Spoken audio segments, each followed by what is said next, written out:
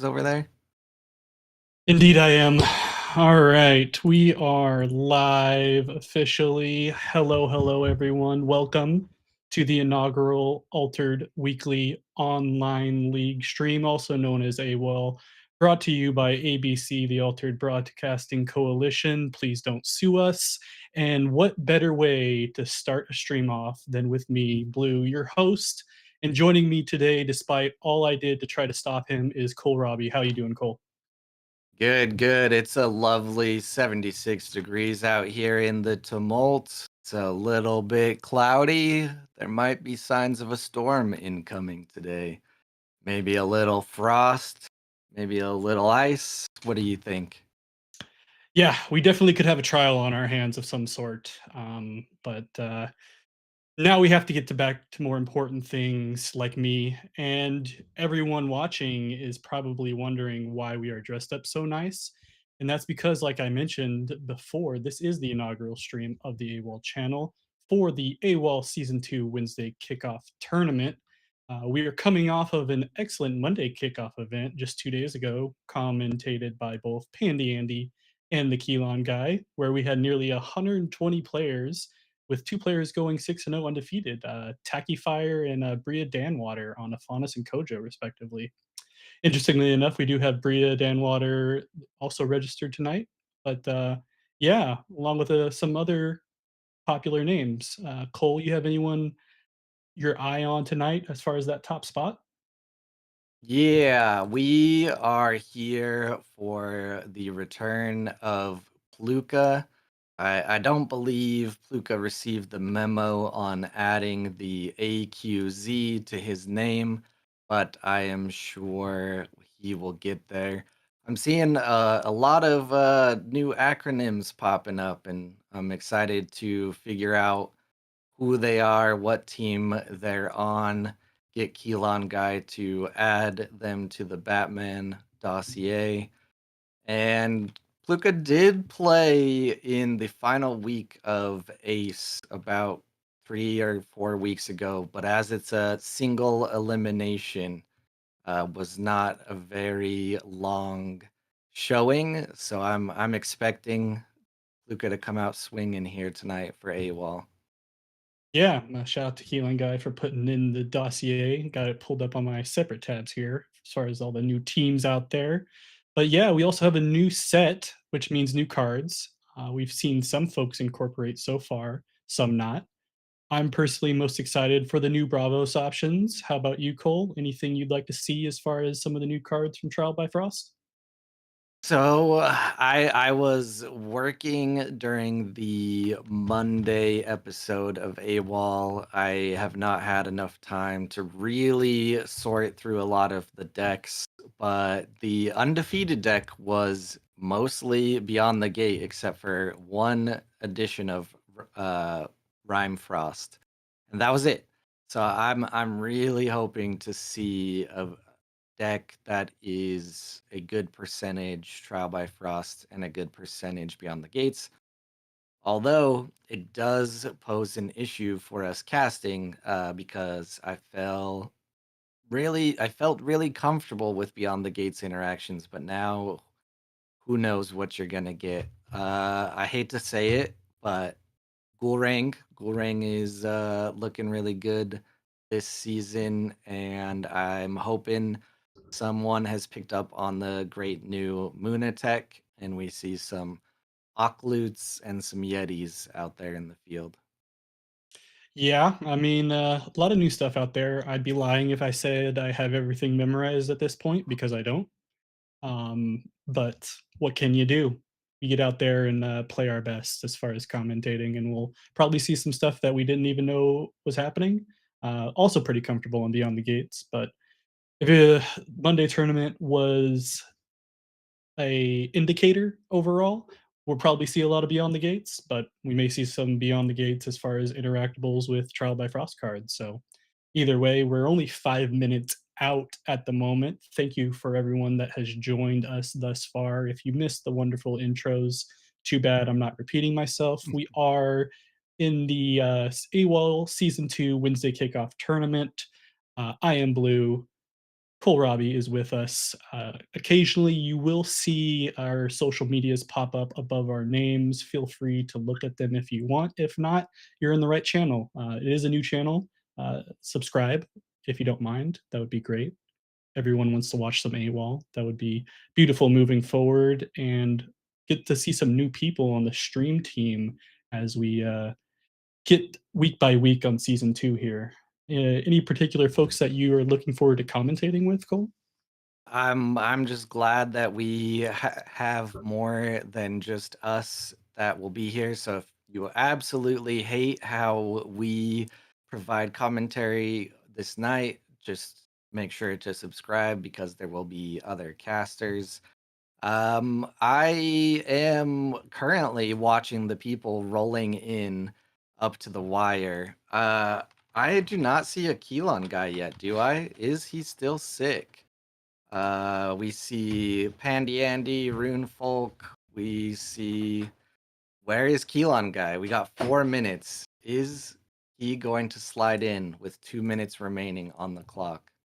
Plenty of time for him. If it's not within like 60 to 120 seconds, I don't believe it's actually him, to be honest. So I wonder what the strategy is there. If you don't sign up until 2 minutes before, maybe you don't have to worry about it at all. wants to keep all the opponents on their toes. They don't want the previous invitational champion to be just like feeling comfortable. I guess I don't know, but we'll see. He said he was potentially going to play today. It's also what like 1 a.m. for him right now. So Yeah, somewhere around there. I am getting some information from the stream team newsroom stating that Keelan Guy is asleep. If you were waiting to sign up before you knew if you had to go against Keelan Guy or not, now is the time. I repeat, he is asleep.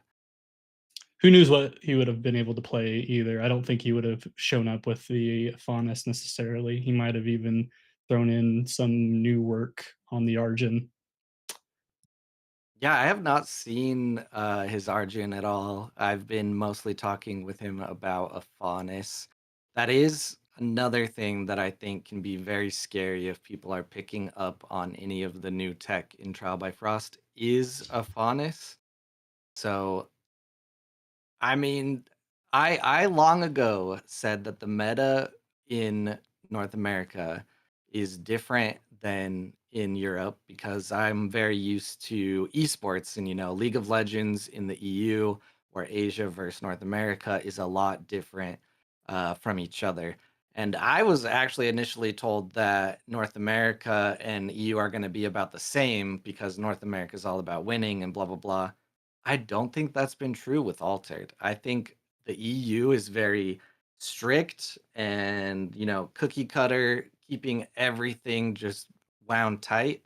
And North America brings the surprises. So I am ready to see something good tonight. And we have 1 minute left. Yeah, League, a lot like Altered in general, with North America hardly ever winning. But Pluka is back, so we may see something. Who knows? Granted, this is not the Waru meta, especially with the new patch that has happened on BGA. But like you did say, we are 1 minute out, coming up on 30 seconds. We could probably rotate here fairly soon once the Swiss gets sorted. Again, thank you for everyone that has decided to show up and watch us. We are in our best outfits. This will not be a regular thing. Do not expect it. It is very hot in this jacket, but I think I look all right, especially with the blue. I just so happen to have a blue suit, so it really worked out. It's very nice. I think even the shades look to be a little blue tinted, so Yeah. you got it going on. I am representing Muna, of course. This is a floral print long sleeve button up with the flowers and butterfly bow tie. So I'm hoping to see Atasia at least top three, so don't disappoint. And I do believe we have our first round set up. Let's go ahead and take a look. We talked about Pluka. They are playing one of the team members of AFTU, so I'm gonna go ahead and go to table 3 first, take a look there, All right, I am switch on loading up over. with you.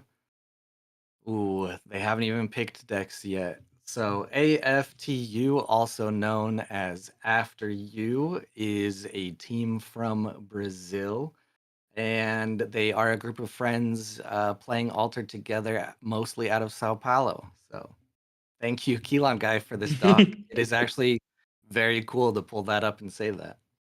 Makes it quite easy for everyone. I'm gonna make a quick adjustment here so you all can see the actual things. Apparently, with the change, it changed some stuff about the, layout of BGA, but we're getting it done. Yeah, so my favorite thing is when you are spectating BGA, it's actually slightly shifted from when you are playing. So Mm, if you are a young and budding streamer out there wanting to make overlays for Altered, that is something to be aware of. be aware indeed. Pop out chat here so I can talk to everyone while I'm watching the game as well. Pop it up here. Do, do, do. Yep, and we see Pluka on the Aphanis, which is what he has been testing lately. Makes a lot of sense. I think Aphanis is the new boogeyman now that Waru has been put into an old folks' home, and it'll be very interesting to see what kind of tech comes out of this year. Against Atasia, M Bruza, I know I've seen the name, but I don't think I know enough about what they play, and we already see a So coming out, which is nice. There's our first Trial by Frost card revealed. Yeah, there's a lot of, fun one-cost stuff in Trial by Frost that I've been enjoying playing, especially on the sealed side of things. So being just a one cost that has a cooldown, and it just gives a character a boost. Nothing too crazy there, but it's nice, especially for those rare spindle harvesters when you're trying to get that 2 or more boost in order to resupply at noon. All right, we pop in bottles. Here we go to celebrate the first official stream. Boom! Look at Boom. that. I do have to get my own Cheers. drink. Yeah, I don't have my drink with me, but I'll get it here at some point. I did bring a snack, Apple Jacks, in case anyone wants some later on. So long stream. Anyway, Snoozer Shroom. That is another one that I have seen a couple times on BGA in my travels. Honestly, not too certain how good it is, other than the fact that it is a low cost for good stats and it has that heavy nature. I have not seen the support ability used too frequently yet. you do see the first unique from Pluka, where if a spindle harvester from hand gains anchored when I leave expedition, if I have one or more boosts, you may return a card other than me from your reserve to your hand. So the typical spindles, but this is not a dusk spindle. It is a when I leave the expedition zone spindle that realistically the Keylon guy was able to use to success for the Invitational recently. Yep, and that is one of the benefits these teams popping up have is they're doing a lot of testing together, a lot of card sharing, Sharrowing. That could Sharrowing. be that could be a good new word. But on my end, what it seems to me is Pluka does not have the spells that he wants in hand. Ending the afternoon with 2 mana left as an Aphanis still gets a move though. Is still ahead. Yeah, and interestingly enough, Imbriza decides to sleep the spindle there to keep it out and keep on boosting it out. So it is at 433, gonna keep on resupplying at this point, and does have the spindle Muna Bastion in order to hopefully get away from some of those off you goes and other removal that a faunus typically has. Yeah. Of this the spindle might actually, well, maybe not. I've been having a really hard time with spindle lately, so I'm not sure how I'm feeling, but it is one of the only things we have to protect our little plant friends. But as you mentioned, sleeping the spindles is not a terrible decision. Spindles out, get that, just keep building it, resupply. It's just hard when you're behind Astasia to make a decision that keeps you behind instead of equaling out. Yeah, especially playing against an Afanis where all they do is want to get up one spot on the tumult in order to just keep on staying one up and eventually hit that small step giant leap at the end of the game. We'll see if the Tasia can pull out a 2-0 at any point here with the setup of the Muna Bastion and the little spindle harvesters out, but a lot of game left to be played. We are currently at 5 mana, day 3. Yep, and now we're just gonna see the spells start cycling over and over and boosting up those spindles. I think I'm gonna call Child Protective Services because I don't appreciate what Ysmir has been doing to my little children. You know, to be fair, your little children are also in Ysmir, so not much you can really do on that when it's child on child action. On that note, I brought up my card view. It's always good to pull up cards and remember what might be possible. Just double check your knowledge. And Banishing Gate is probably the most likely option for a Faunus to take out that spindle. Does that sound about right? Yeah, I don't know if they're gonna make the effort to get rid of it with a Banishing Gate. Typical Afanis decks previously were running 2 max as far as Banishing Gate is concerned. I don't know if there's been any slight changes since Trial by Frost, but I guess there could still be there, and with the amount of anchored characters, it does essentially make the off you goes not as important, or at least they're gonna have to spend a lot more than they want, so they may just decide to do an all-out boost battle, between the anchored characters that they both have. Yeah, I haven't spent my time cooking with Ysmir yet for Trial by Frost, but let's take a look here and see if there's any spells that pop out to me that might be included. I mean, sleight of hand, joyride, those things are gonna be just great in general, but for permanent removal, I think that's about it. So this spindle might be very good against a Faunus. I've been having a really hard time against Fen lately. Just so easy for Fen to get rid of all of my characters and get rid of that spindle just in one turn and not care. Yeah, with all that talking though, we do still see an even game on the Tumult. Tasia able to just get the single advance while stopping a Faunus previously on that day. But it looks like a Faunus with Pluka trying to just go the opposite way and potentially go 1-1 for now. As far as resources, a little bit more in hand for Pluka, whereas Tasia's been benefiting from the resupplies of the spindle harvesters at this point. I'll be curious to see if they're able to keep up as the game moves along, especially with cards like the rare magical training available to the Afanis. Yeah, ooh, is this gonna be one of the double boosts? Oh no, it's an anchor unique. So when another character joins your expeditions, if you control 2 or more plants, which Ambrusa does, up to 1 target character with hand cost 3 or less gains anchored.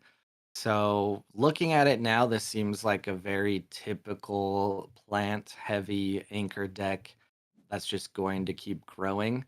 And I do agree with Simon in the chat there that Tasia is looking really good. To me, it looks like the Faunus Pluka has not gotten what he really wants early enough and is kind of just hanging in there. But a lot of spells, a lot of options. You never know if we're gonna see a mage dancer get out there, see removal popping off and just building that up or what. And as I say that, there's an off you go.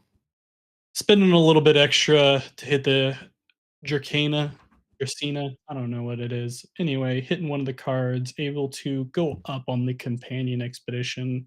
Probably looking at a 1 for 1 here, but with the anchored on the other spindle harvester, there will be at least 1 spindle harvester staying out for the Tasia, whereas nothing will be staying out for the Afanis player, and we'll have some cards to decide, at least 1 card to decide for the reserve.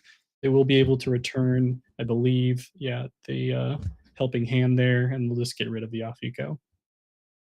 Yeah, so another thing you'll notice that always keeps a fauna scary is that was the off you go was technically the first card that went into Afanis's discard. Sneezer Shroom followed right after.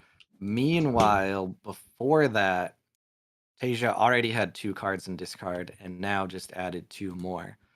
So I get really scared when I see stuff like this playing as a Tasia, especially with this anchor unique now being fleeting. I'm gonna want to get that itself anchored so that I can keep anchoring my plants. Yeah, unfortunately, it says up to 1 target character with hand cost 3 or less, so it can anchor itself if they decide to play a character. We do see a new Trial by Frost card, Lost in the Woods, where if a character is in the forest at some point, they can be sent to the reserve, or you can discard a permanent. Yep, that is my new cloth cocoon. At face value, you might think that cloth cocoon is better, but I'm actually leaning towards Lost in the Woods being better. One, because it's a common in Muna, and two, because it also discards a permanent, and the requirement is not that big of a deal. You just need to make sure what you're removing is in nature, which is not too hard to wait for most of the time. The Yeah. unique cannot anchor itself. Can't? It says other than me. Oh, it does, okay. Yeah, that is the unfortunate part. It's going to disappear. Yeah, I I was don't know if they do a training or what, but that's what you would have needed. yeah, I was wondering if it didn't say other than me why they wouldn't have anchored it there instead of the spindle harvesters, but good reason there. We do see a Rhinefrost being played from Pluka on the Afanis in order to exhaust the spindle harvesters in the reserve. Yeah, that just makes such good sense for Aphanis. Anything that is a low cost spell, if it also gives you some type of sabotage or removal, it's just going to be so good. And there's that mage dancer I was talking about. Getting a 1/1/1 for removing something of your opponent's, technically a 2/2/2 because of the Aphanis ability. So good. Yeah, and I think even though that Tasia couldn't play the spindle harvesters, the Rhinefrost helps get more boosts on the board for the Mage Dancer, enough so that they get the at desk ability to draw, as well as get the even spot on the Tumult. So good first game, I'd have to say in general, we're pretty even. The Aphanis does have quite a bit more resources in hand at this point. It'll just be a matter of can the Tasia player keep enough cards out there anchored to be able to compete with all the boosts from Aphanis? We do see another unique though. Yeah, so you may put a card from your hand in reserve. This is the from hand ability. When a character you control gains 1 or more boosts, if you control 2 or more plants other than me, up to 1 target character with hand cost 3 or less other than me gains anchored. I mean it's good, especially for this type of deck. Uh the boosts part is really hard though, so I'm thinking maybe an O gun is in this deck, or I would love to see a Yeti, but I don't think that's what's gonna happen here. Yeah, it'd be interesting to see the Yeti. I've seen the Yeti in the sense of sealed format and getting that played in general. It was fun to watch it with a token generator of some sort with Sigismar or Buddha with the multi factions available because it just spawns on the Yeti and gets a boost. But again, not too sure what we'll see for the new Tasia setup. We've seen a good amount of new cards between Lost in the Woods, so but not so much in the character department at this point. Yeah, it seems like that's what's been common is people will mix in a spell or two, but are a little scared of trying out the characters. I'm telling you, if you figure out a good mix that includes Yeti and Aklu, you're having a field day.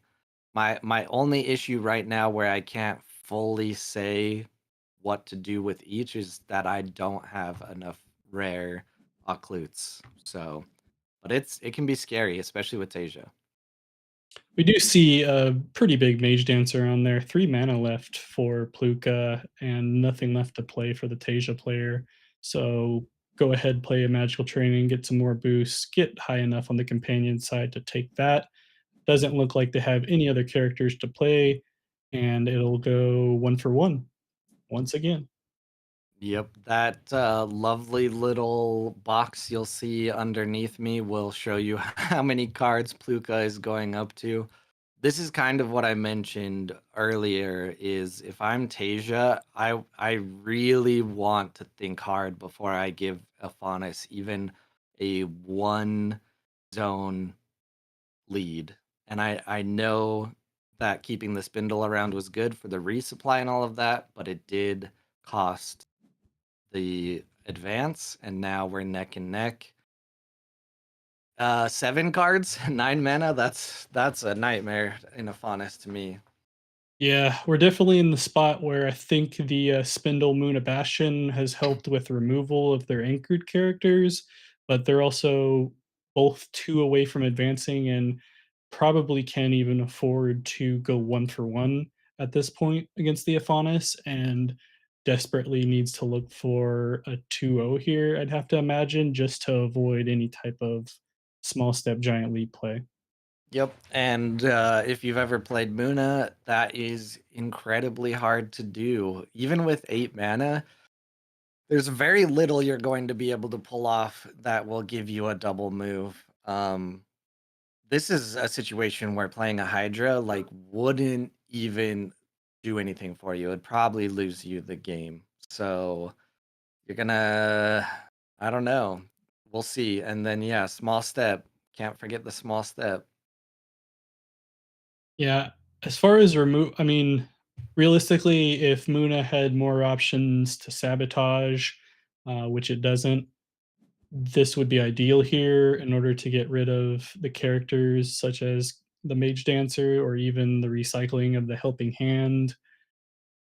Other than that, they're really just looking at possible removal, hoping that Puka puts everything into advancing one character and doesn't have really anything else and can hit it with some type of Mono Reaping or another Lost in the Woods, but even at this point, it can't get hit by Lost in the Woods on the companion side because it's just a solo water.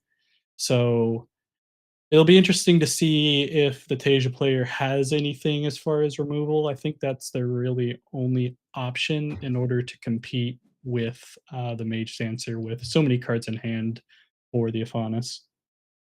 Yeah, the Tasia going first maybe should have realized that Luca is going to just stack here on the companion because it is only in water when the other side is only in nature. And small step means all Pluka has to do is win this companion, and now there are 2 mage dancers, and who knows what spells available there.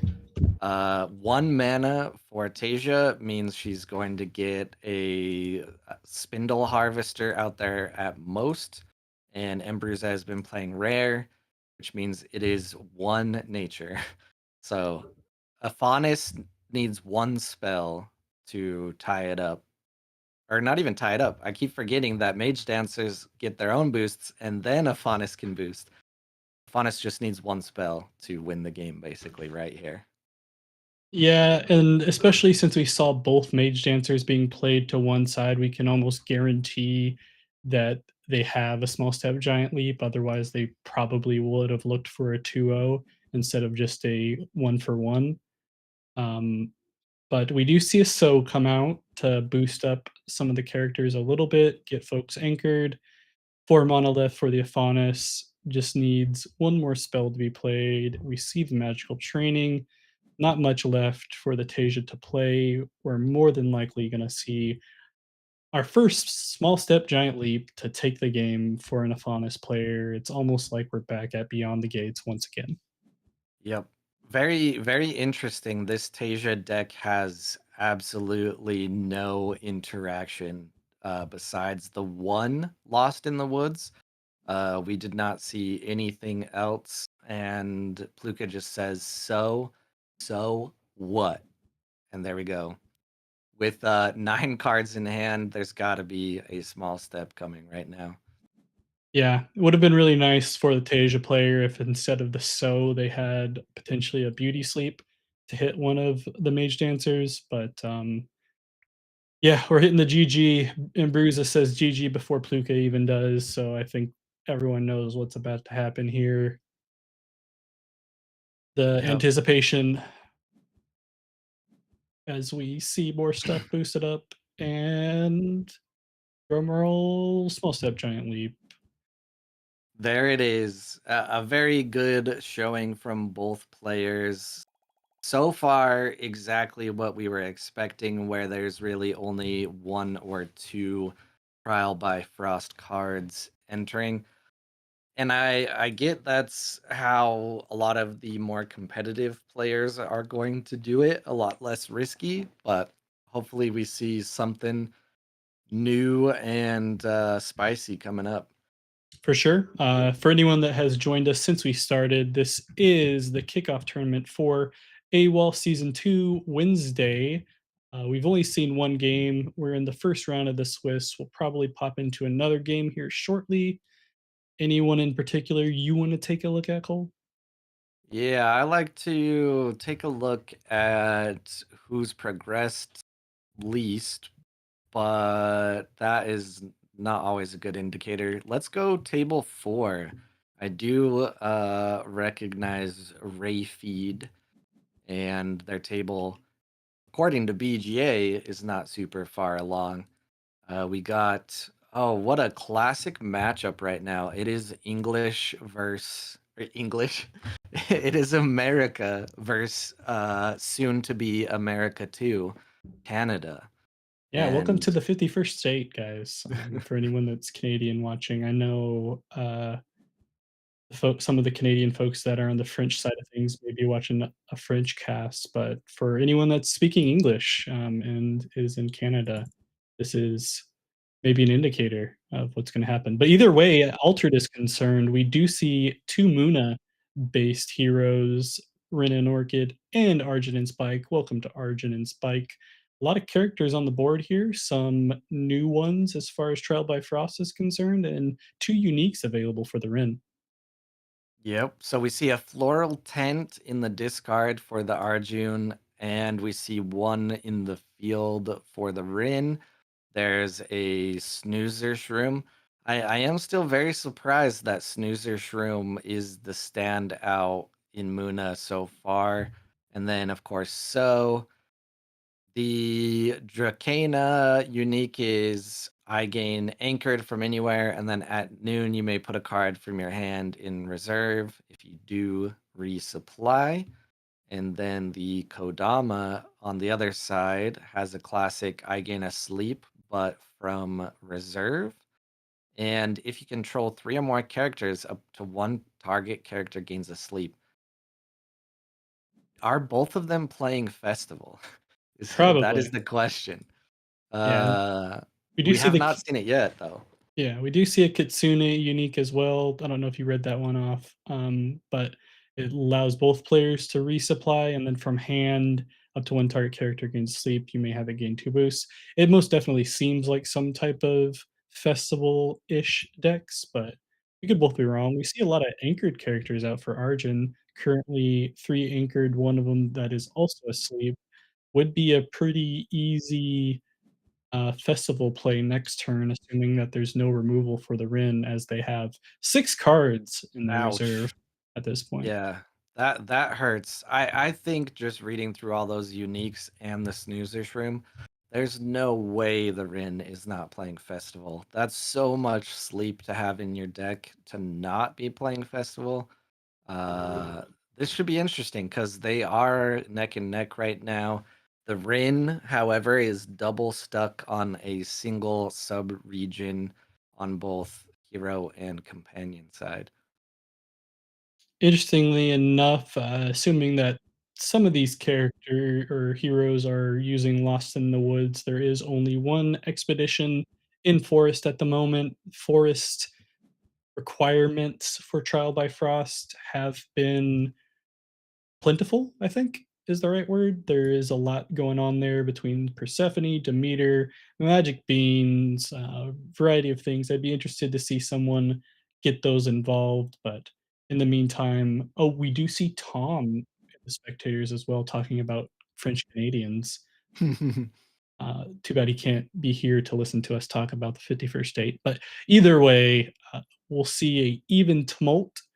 3 different characters available for the Origin. Would be interesting to see if we see a final play of the festival. We'll leave 4 mana out, and another unique of a Keylon Elemental. Yeah, what do we got here? From reserve, you may put a card from your hand in reserve, and when another character joins your expeditions, you may put a card from your hand in reserve. If you do, hand cost 3 or less gain other than me gains anchored. Yeah, I don't know what this Arjun is playing for other than just specifically playing Arjun and stalking the reserve to get those anchors. Kind of unfortunate though, you can only do it once per afternoon for so much putting cards in reserve that we see just on the board here.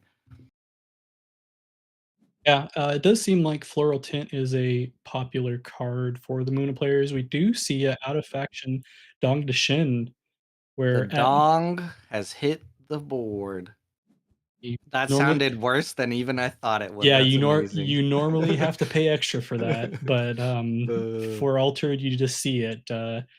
Dong Shin, new, Trial by Frost card. At noon, you may exhaust target card in reserve, and honestly, you're probably gonna see some noon stuff when you're playing Argent.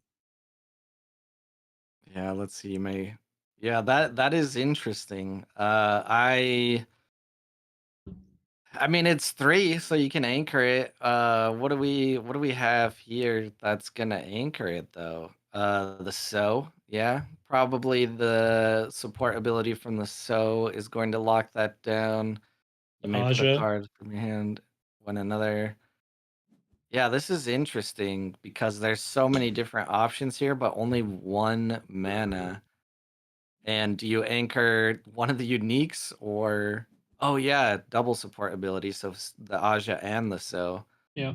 and the floral tent. Wow. Okay, I see. I see what's going on here. Choosing the exhaust or the draw from the Inari rare for this one more anchoring here. Choices, choices. Gonna choose the exhaust. That was a very good play. I see the reason for stacking so much in reserve now.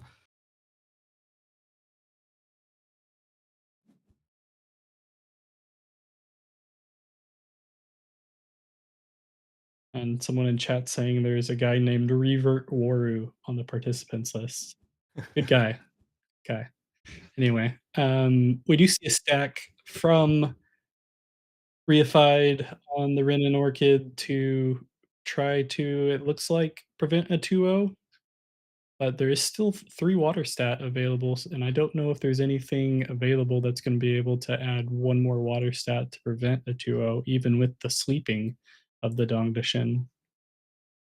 Yeah, another sleep, a beauty sleep. And if you're doing a festival deck, you might just anchoring the druid. Okay. I would almost if you're going to no, I guess that doesn't really matter. Um yeah, because it's the common Persephone. Interesting. Ooh, we're gonna have to do some freaking math on this next afternoon. So many things gonna be waking up, be staying around because of anchored.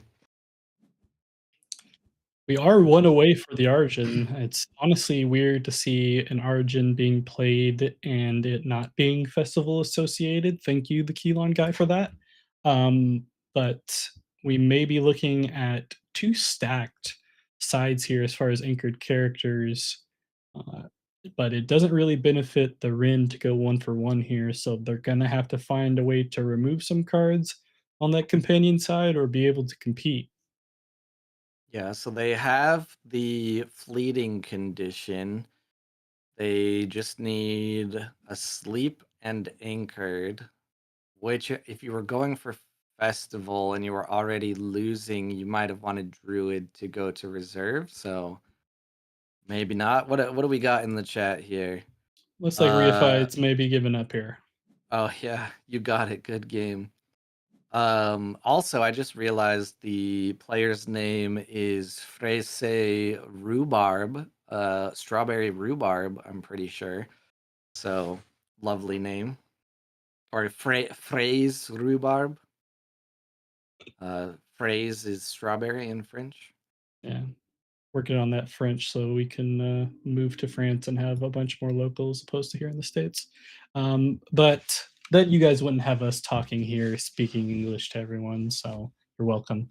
Anyway, um, we do have the Arjun just stacking that companion side at this point. Yeah, the 8 water to the little Persephone over there. Which I mean is changing it to nature plus water. There's also 11 nature on the other side, so we'll see Yeah, it if does the rain can get up there.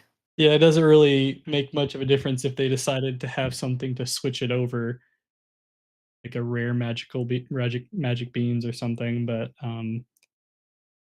we'll have to see. They have 1 card available left to them on Rin, although we know in the chat they kind of just admitted defeat. We may still get to see what it is. The exhausted card in the reserve of the Floral Tint will not be able to be played, and we see a bunch of stats on the companion side for the Origin, as well as the Mana Reaping,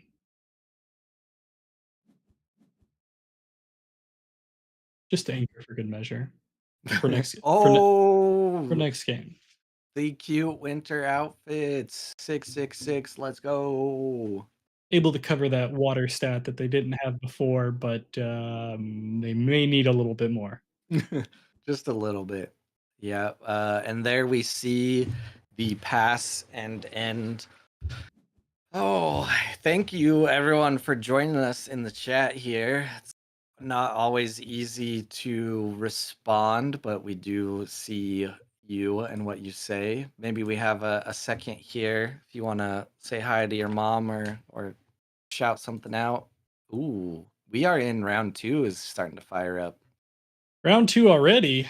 Alright, well, we'll have to go back here as we go to the big face screen, say hi to us in our fancy outfits. You aren't normally able to see them in the smaller screen, so enjoy it while you can before we go to a round 2 setup here. Again, thank you for everyone that has joined. As Cole mentioned, we are here for the AWOL Season 2 Wednesday kickoff on the inaugural stream here for AWOL. Be sure to subscribe to AWOL if you want to continue watching these streams.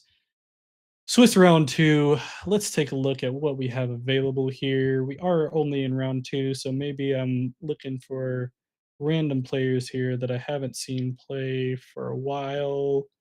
Um, sure, let's go with table 13. Freeloader is a Table. big, Kojo fan, so maybe, we'll see a little bit of Bravos action, and of course, as I say that, they're playing Trace. That's fine. Let's go. uh Let's switch over here. Freeloader, you betrayed us. We also do see a new name I don't believe I've seen before. Demo Jeans out of Spain. Also, Spania. España. Hello to Maddox Faction's mom, and hello Starshine Simon in the chat. Uh, let's see. Join the dark side. Dang. Don't you know Traced is dead? Yeah, Trace Traced is is dead. roulette. It's even more roulette now, and they're making it even more roulette by playing the Ouroboros Lyra Bastion, where they resupply and they see 2 cards. We do see an Avalanche as well in the discard, so some new cards for Trace, maybe a little testing going on here to see how they can resurrect Trace from the dead, even though it was never really alive in the meta, so Yep. I do see that the Tasia was able to get a double advance. Tasia with the double advance and having two anchored plants right here, one of them being aloe, is just beautiful to see. As you do mention, the Ouroboros, that Lyra Chronicler unique we saw just leave was pretty good for Traced. It was when a card leaves your reserve during the afternoon, target character gains one boost. But hmm. it is now Gonzo. We do see, 2 Ada Lovelaces rather, in the reserve, so that'll be good for cycling a little bit for the Trace. But without the Haven Bravos Bastion, I'd be curious to see what the win con is other than just put as many characters as possible because it seems like the Tasia with the anchoring abilities and the boost is probably gonna be able to beat it out, but I could be wrong, and the Swiss players have surprised me before. Yeah, it's a shame that Traced is a spin of the wheel being behind right now with those plants going to, and they can continue to stick around. That is a beautiful resupply to most likely re-anchor the aloe once again. Yeah, only 2 cards in hand for the Trace. They will get another draw here, only 1 scrap counter now coming up on 2.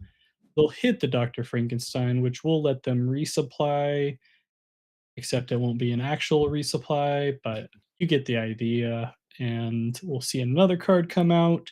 Dr. Frankenstein not as scary as it once was without the Haven, seeing the 2 cost 444, but, still a nice card to hit those permanents with. Picks the shroom to anchor, which is stat wise not a bad choice. It's a 444 right now. It's gonna gain another boost. Is this why? We see a Muna Druid unique come out. When another character joins your expeditions, if I have one or more boosts, anchor other than me, 3 class, blah blah blah. So all you need now is another sneezer or shoot, even a caregiver or something, and that aloe is getting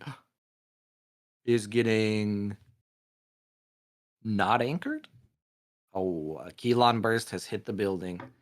So, prioritizing the idea of preventing more anchoring opposed to preventing a 2-0 here. Interesting decision Yeah. from the Trace player.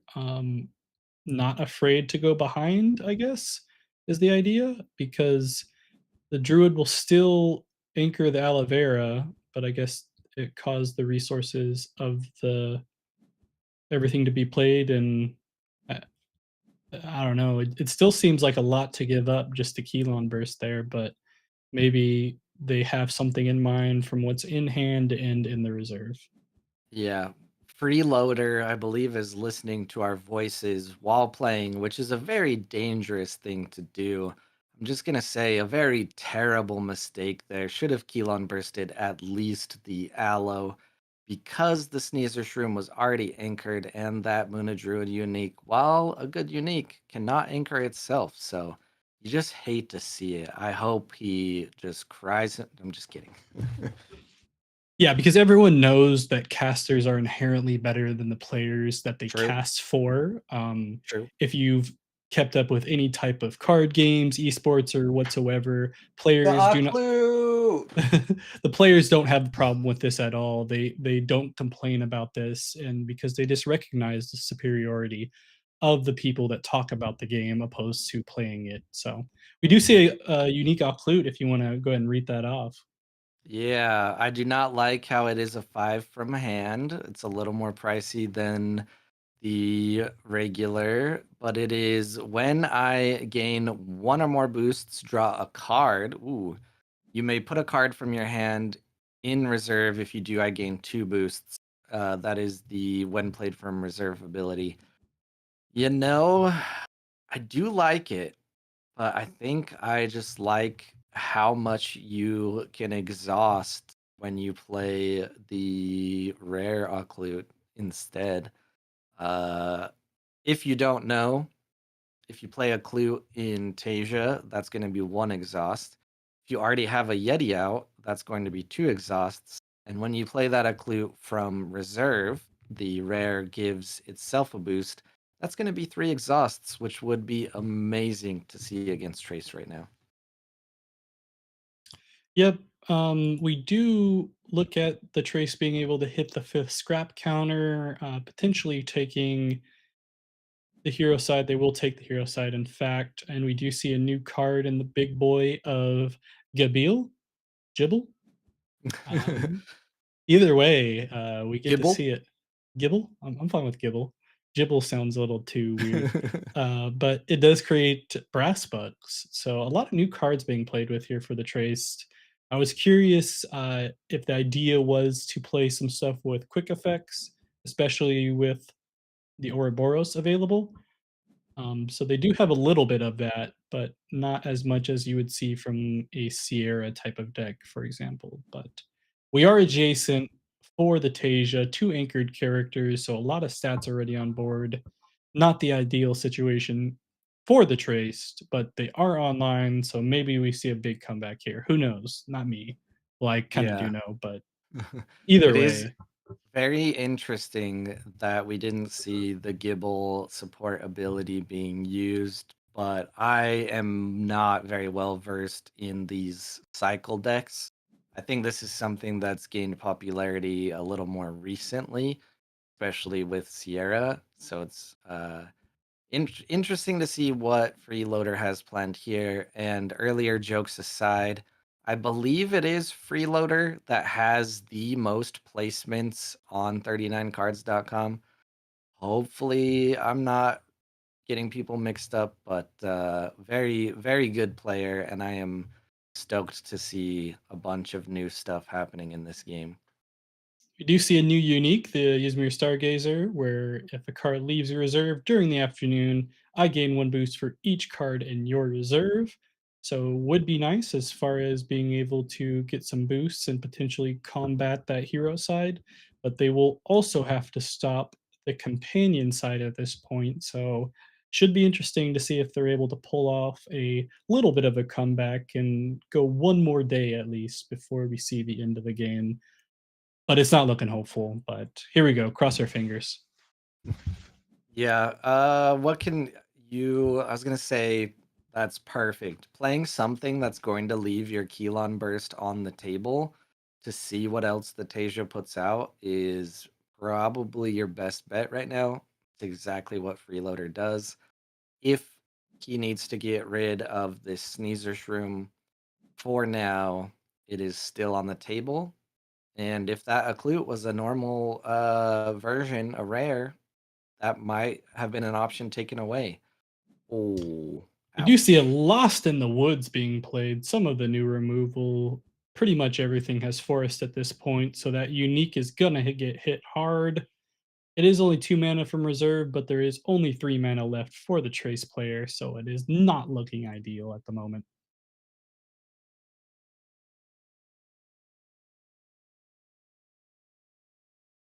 Could only play the Keylon Burst as far as removal. Gonna go ahead and play the unique anyway on the hero side.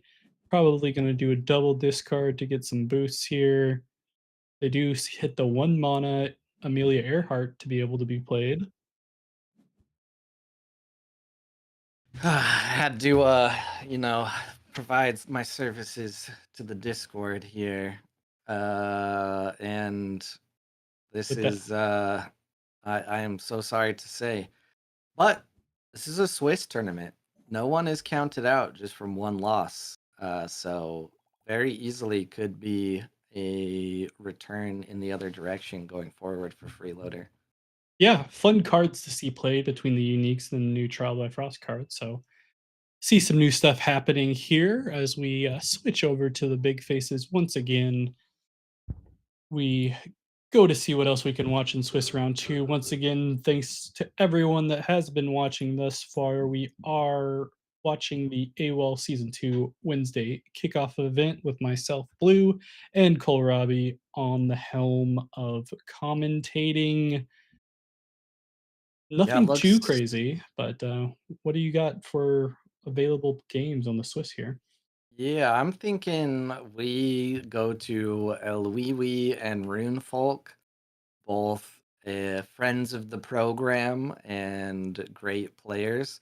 I do notice that Pluka was able to destroy Pandy Andy in round two, and we have had just one, two, three, four players either not show up or already drop. So we have a total of 55 playing right now. Pretty good, pretty good. Table 5 is where they are at. I'm loading up. Yep, we are in here with the Basira versus the Finn and Crowbar. We get to see some Haven Bravos Bastions because they are, in fact, in the Bravos faction to be able to be played, opposed to the Axiom setup, which is cool. We do see a new Trial by Frost card in the Haven Seringer, I want to call it, allowing for some draw available, as well as a little bit of boosty boosts between the permanents and everything else going on there. Yep. 7 mana, so we're day 5, and the Bravos hero is ahead currently. Yep. Basira, I think, is one of the ones kind of lurking in the shadows that's going to come out more often here in Trial by Frost. Elwiwi is playing Fen, which we've seen a lot of. Taking a look in the discard, there is that I say Serengar, but I say it like that to make sure I can say it, like, throw a little twist on it. Mhm. And then Nyala, the gifted conjurer. So Elwiwi has updated the deck since last season, but Runefolk is looking really good right here. We haven't watched the whole game, but one thing that I have a major problem with going up against Fen is that acapella training, which Bravos can remove fleeting a lot, especially more in Trial by Frost. So maybe the Basir is the answer to the Fen. Yeah, I remember playing a lot of Bravos decks or playing against a Bravos deck and being able to hit them or get hit hard from the acapella training, especially since Bravos tends to low run on resources. But the idea that you can see stuff removed in general as far as fleeting is concerned is nice. Yep. I think what Runefolk did is saw that suspension list recently and said, "All right, bet I'm gonna play every version of those cards I can," and built a Basira deck with Ozma and the Bravos Bastion. So the Ozma just came out, which is if you control two or more other boosted characters, draw a card, which did get a card. There's that cloth cocoon from the Fen, though, getting rid of the bouncer. Nothing on the board for Fen yet, though, so still an easy double move for Basira. Yeah, it's be curious to see what the Finn has available at this point that could even stop this, especially with two characters on either expedition. They'd have to put one out and then remove another with only 2 mana, which does not seem too likely. But we do see a unique. What does it do? You may return a card from your reserve to your hand. You may discard a card from your reserve. If you do, roll a die on 4+, draw a card on 1 to 3, resupply. That is not going to do anything unless we see something else. Yeah, They it's. do they do have cost reduction. Yeah, I was wondering if we were gonna see something from that ink caster reducing the cost, but putting out that paper herald, I think answered that question. So We do see Good. A Rune Folk win for the AQZ team. You wanna look in the dossier and tell us about AQZ and everything that they got going on there? You know what? That is a good idea. I have not been keeping up with the teams here, but AQZ, also known as Altered Quarantine Zone, is a team formed in October of last year around a mutual goal of putting together a testing team at the highest level to crush online tournaments and hopefully win a future world style event. They claim to have no hierarchy, and they live in a terrible, terrible place within Asgartha, dubbed the Quarantine Tower. So the Keelan guy, Pluka has not added the AQZ little letters before yet on BGA. I know there was some talk about how hard it is to change your name or something, so that is probably the reason, but we just saw Runefolk there, and El was of the AJT team, which is actually my favorite because it's Agite, AJT, basically means work in progress, and they are a hassle-free familial team of around 15 players, and their quote is quote, quote, end quote. Indeed. Sounds like a good quote. And I do appreciate the quarantine zone folks as far as the name reference because most of them don't have local scenes to go. So I think that they're all quarantined from everyone else being in Switzerland and a variety of everything in general. I did bring up another game, Table 24, where we see Revert Waru versus AWOL, where we get a Waru versus Gold matchup, even a Ooh. common Ebenezer Scrooge being played from the Waru player, so a lot of new cards being showing up here. Yeah, this is very interesting. I gotta appreciate someone making a BGA account because this is a new account. So this might be someone we know, but they only have 43 elo right now, which doesn't that mean they can't even play arena? I Yeah, they can't need remember. 100. They need 100, so So this has got to be an alt, but I do appreciate the name and then sticking to Waru.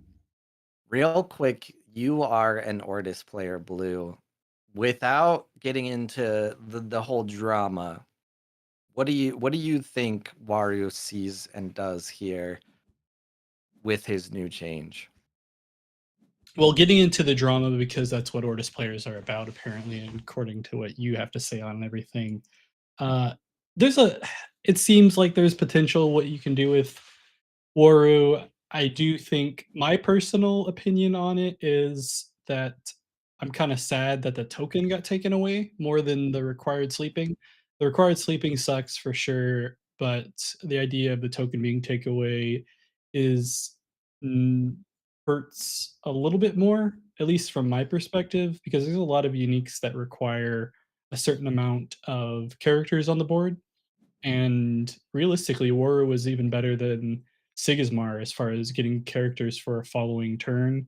You'd be looking at 3 characters on a turn 1 play if you had a fun unique for that, for example. So, that was the biggest thing there. The areas that they can go to here are you can see a rallying call now as far as new Trial by Frost cards are concerned. I haven't seen any fun card deck brewing stuff as far as Ebenezer Scrooge yet, with the not technically Robin Hood effect because it affects everyone. With the rare, I do think the Muna Ebenezer Scrooge is actually a little bit more interesting as far as new cards to be played, but we do see the Scrooge getting played. We do, and only a common version of it as far as the war is concerned.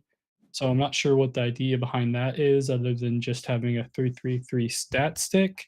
The quick effect does allow something to fall asleep, similar to the snoozer shroom. Um, but with 11 mana for each hero and 2 tokens going on the board for goal ring constantly, it's has to be hard to catch up, especially with those boosts at this point for the Waru, and you can't even play anything that's not slept if it's a bureaucrat. Yeah.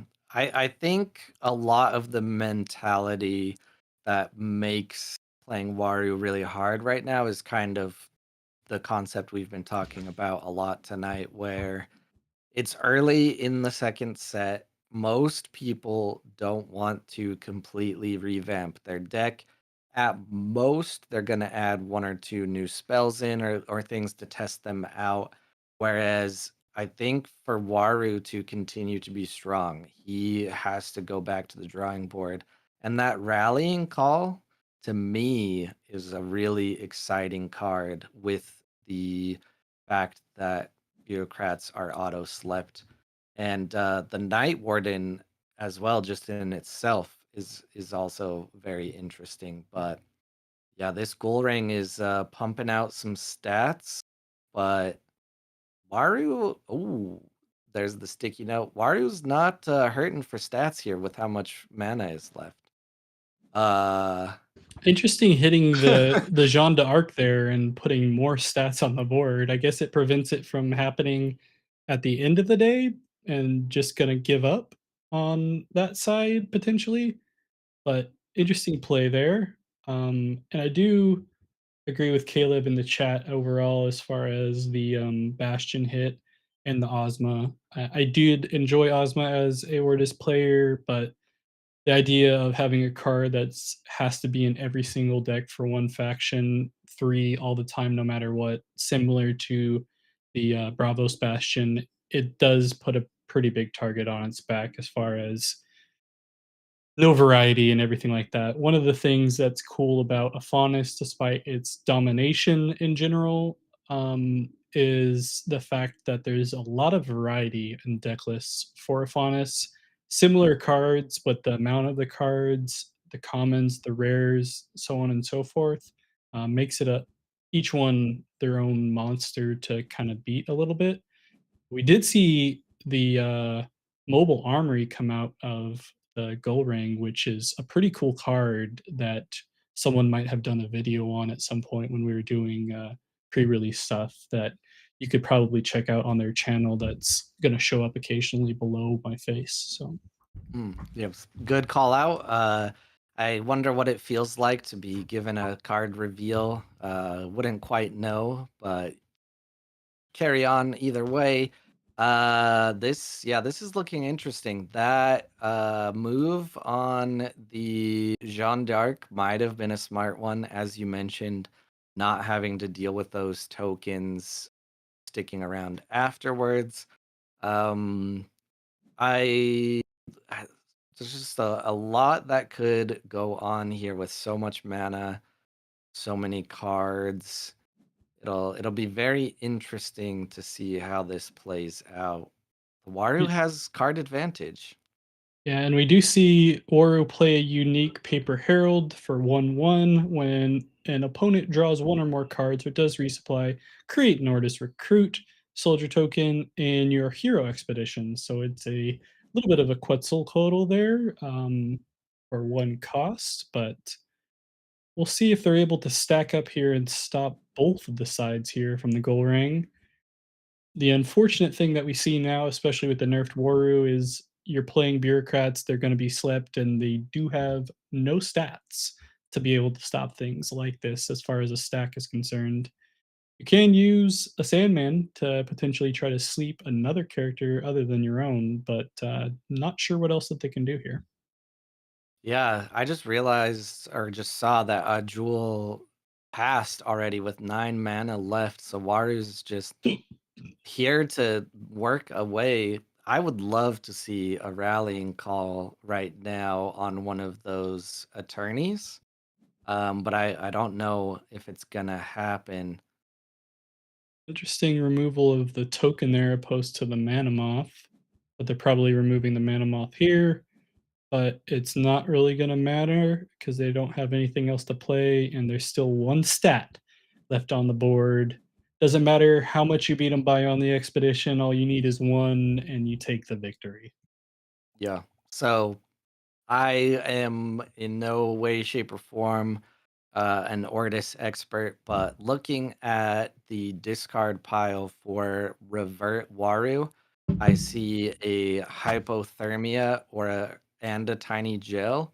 From my travels in Ghoul I would think maybe switching the hypothermia or the tiny gel out for rallying call uh, would be something really good to take a look at. And to the point earlier of bans and suspensions and erratas, I also agree. It is nice to see those changes. I fully think the game became the most exciting after the Robin Hood errata, and we saw a lot more different types of decks showing up, and it was one of the most fun times in the game for me. But just one game left here, huh? Yeah, one game left. It looks like it's about to end, so I'm going to take this moment here to thank everyone that is once again watching. We are in the AWOL Season 2 kickoff tournament for Wednesday. That game that we talked about did just end, so we're going into the Swiss round 3 at this point, with round 2 ending. Let me pull that up here to see what we have available. Yeah, so Maddox in the chat says back-to-back Goreng is rough. Is this a confirmation that Maddox faction of Waru fame is Revert Waru on BGA? If that is the case, I will put my trust in figuring out Waru into Maddox and maybe disregard anything I say, but rallying call, consider it. Let me know how it goes. This is coming from the expert Goldring player known as Kohlrabi, who did release a video on Goldring play prior to Trial by Frost, just so you know that he's always been an Ortis player since the very beginning and was going hard at it when Goldring didn't have any options, you know? So either I way, mean, if that is how the title comes off, so be it. But I am working on a follow-up video. I just feel like I'm not doing Ghoul Ring enough justice with the amount of rares that I have from Trial by Frost. What I will say though is a lot of people don't want to lose a lot. And if you ever need a guy to lose 7 games in a row to figure something out, I got your back because that's what I've been doing to figure out Ghoul Ring. yeah, we're all a lot lesser without you playing right now and casting on the stream and giving out those wins to potential hopefuls throughout this Swiss setup here. But let's take a look at round 3 here. I believe I went on to table 5 with the one of the undefeated folks from Monday versus Dobby to Lobby. Dobby was one of the top players in an Exalts celebration, I believe. Um, Big Afanis player, so I imagine we'll probably see an Afanis versus a Kojo. Yeah, we gotta do the classic sit for a moment and F5 until we see the game loaded up. Loading game art is at 10%. That should be like some type of emoji or something in the auto discard. Well, this is a perfect time to ask the chat any thoughts or opinions or things that we can answer before we dive in to the best altered TCG casting this part of Anywhere. And thank you, Simon, for hosting and putting together the AWOL stream team. Do we have who's casting next week already teed up, or is that still being decided? I think it's still being decided. Either way, it's probably going to be some familiar faces, I think. Who knows? I don't know. We'll find out. I know we were trying to rotate in new folks to give people opportunities. We are in game, and we can talk about that some more in a bit. We see a unique spindle harvester coming from the Afanis player right away. It's an at dusk spindle harvester, and it gains anchored from anywhere 1-1. No stats originally, but it will help it advance in forest here. But as is the usual for Bravos, you can still let your opponent advance and get a 2-0. Yeah, that fire rabbit and the Pathfinder opening is very good. And that's going to be on the board to do again, plus a fire dog in the companion zone. But that Spindle Harvester's unique is pretty nice. And if that keeps getting boosted and anchored, that's going to be very nice for the Aphonis. Yeah, really a missed opportunity by Equinox not calling it the Fire Bunny instead of the Fire Rabbit. I would have honestly preferred that, and honestly, I'm probably gonna call it the Fire Bunny regardless. But fun card. Well, I mean, they did provide you the very wonderful flavor text there at the bottom, which, if you watching this did not know, it reads Hot Bunny in your area wants to meet. I Yeah, also think this is the first time I'm seeing the new Fire Dog token. And it might also be time to retire that joke here live as Big Z has left us forever. forever and ever. Who knows? Not me. But a Parvati in Bravos. What the hell is going on here? Yeah, I've actually seen this in their deck list prior to this, as far as the Monday event. Fun card as far as an out of faction card in Bravos. I've used it before in Sadi decks because previously Parvati was the only character that lets you anchor anything that's not like three or less in general, and it's fun to hit gigantic characters with it. But I have not seen it very much in Kojo decks, so it was fun to see it in the deck lists overall. In this scenario, just anchoring itself, which is not bad in the forest area, and they'll have it for the water side of things and the next side of the tumult. But we do see the unique stay on the board for the Aphanis, and they both go one for one once again. Yeah, that seems more of a desperation move for Aphanis because there was no other spell to pick up from its ability and it wasn't re-anchored. But at the same time, there is still a very good card advantage to Aphanis, and it's just gonna come out and start it over. The Parvati is nice though. I do like Parvati especially because she can anchor herself, which is what we just saw. Do indeed. We do see the Fire Bunny come out once again. Pravati staying on the board. The Spindle Harvesters doing the good old cycling of the helping hand and staying out themselves. Be curious to see if the Kojo is able to find a way to get rid of it. I feel like Bravos has probably one of the better options in Mana Eruption in order to get rid of certain cards, especially on the rare side of things. Only have to pay two for it. You do have to pay one of your mana for it, but usually is worth it, especially in the late game. We are pretty early on at the moment, so probably not the best situation. But we do see a Mighty Jin come out, big stats. Will allow a draw, if not a mana ramp here. But with the 4 water, the Fauna still will be advancing. Yep. We do see the Mighty Jin, which might play into later, as you mentioned, and the Snowball Commando, which has got to be one of the most fun cards in Trial by Frost. And it is not for the type of person that is anti fun. Because as you saw there, they did get to exhaust that Pathfinder, but in return, they were exhausted themselves. In the end, it didn't even matter, but still, it happened. I thought you were The going with the song that reference there for a oh, second, it was a but it was a it was a little bit of a taste. okay. I will read the Spindle Harvester again. It is a 1/1 with 0/0/0. From anywhere, it gains anchored, and then at dusk, all it needs is one or more boosts, and you may return a spell from your reserve to your hand. And then it has a support ability which you would never use after you if you discard it. Yeah, it would almost be like in the end, it didn't even matter if you used the after you, you know? So, Yep.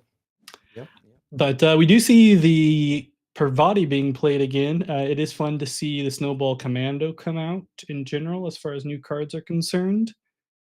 And past that, we see an equal 2-2-2 side on the companion setup here with the Buddha and the Spindle Harvester staying out. We do see the Snowball Commando being played. No effect this time around since it is from hand, and it'll just be a stat stick to potentially stop the water if possible, but not at the moment. Yep, and we do see the fire rabbit again.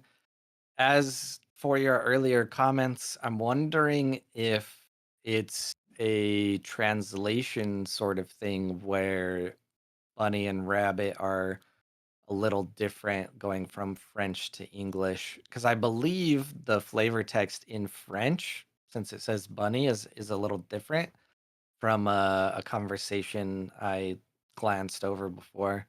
But other fun fact, if you read the Fire Rabbit in French, it uses the masculine version of rabbit. So Fire Rabbit is just a sweet little boy.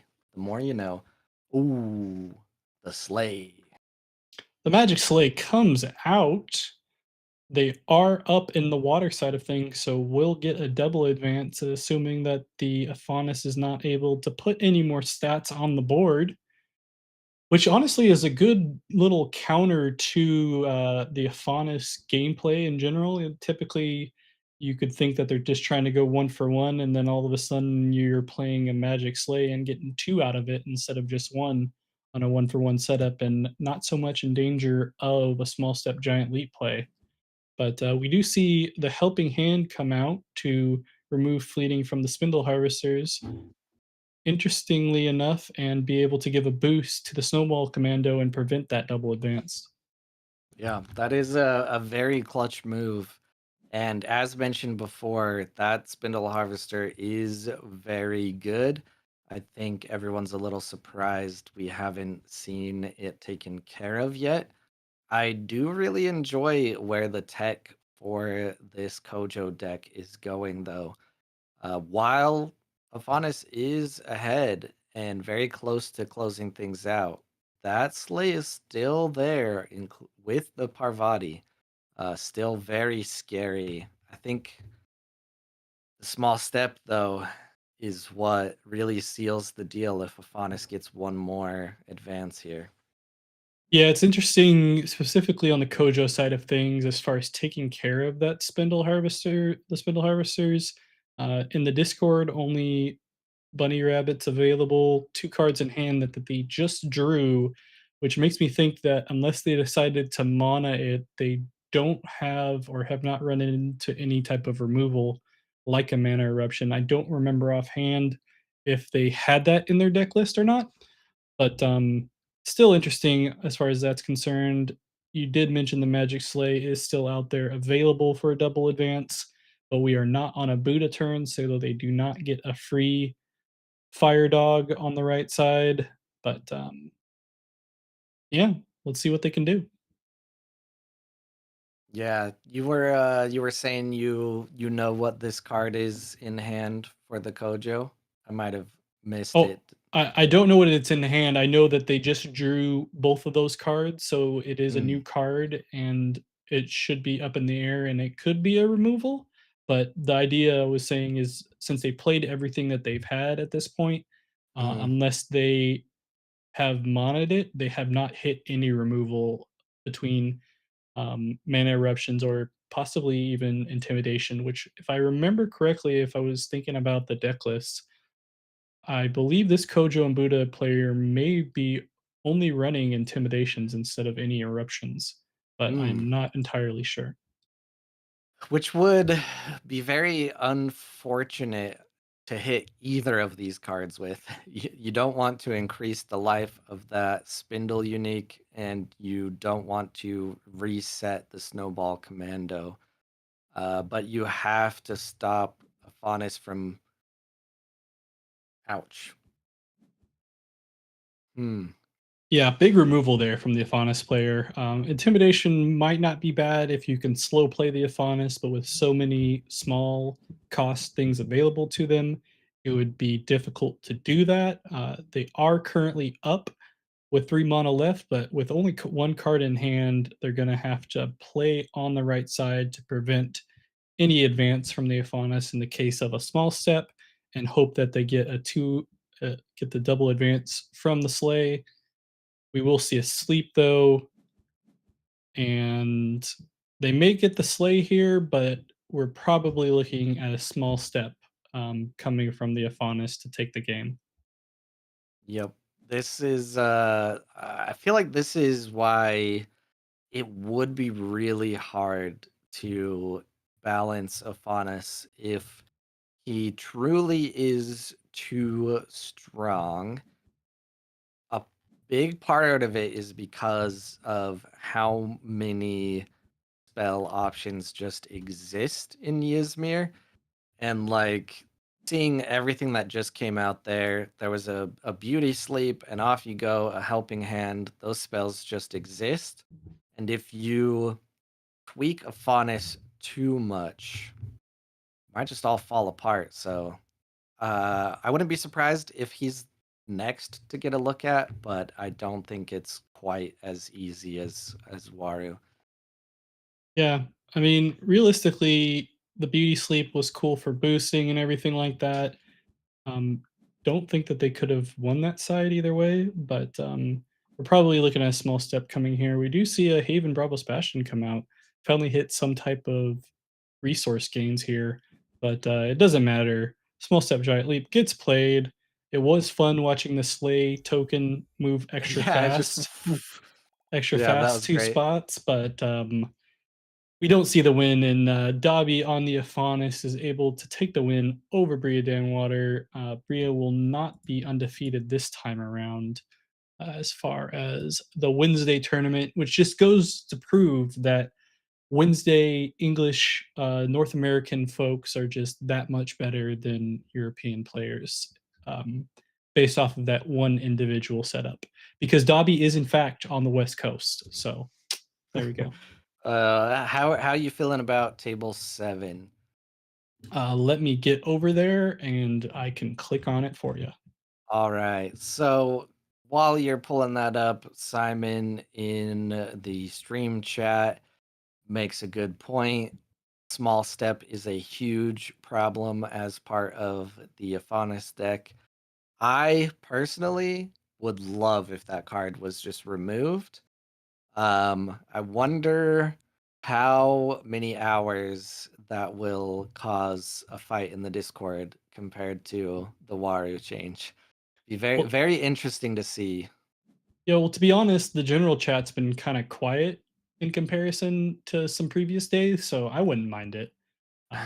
Maybe we'll find it in the mid-season change slash patch that they promised us in the original, where Yeah. we see some things happen, but maybe not. Who knows? We do see 2 teams duking it out here between a Sigismar versus a Basira rather. Altered Aces, AQZ, Altered Quarantine Zone, fighting it out. France versus Germany. Yeah, I Looks like think AA is the last one on the list that I have not given you a quick rundown. I do not believe we have any exalts in the chat or in the tournament. So maybe we'll see them again soon. If you are on a pro team, or I don't know if quotes is necessary there. If you're on a organized team, feel free to reach out to either of us here or Keelan guy, provide us some information, and we will get you added to the dossier. But AA stands for Altered Aces. Their quote is be the best, and that is their aim to be the best team in the world. They are a French team, of course, and they have been around for a really long time.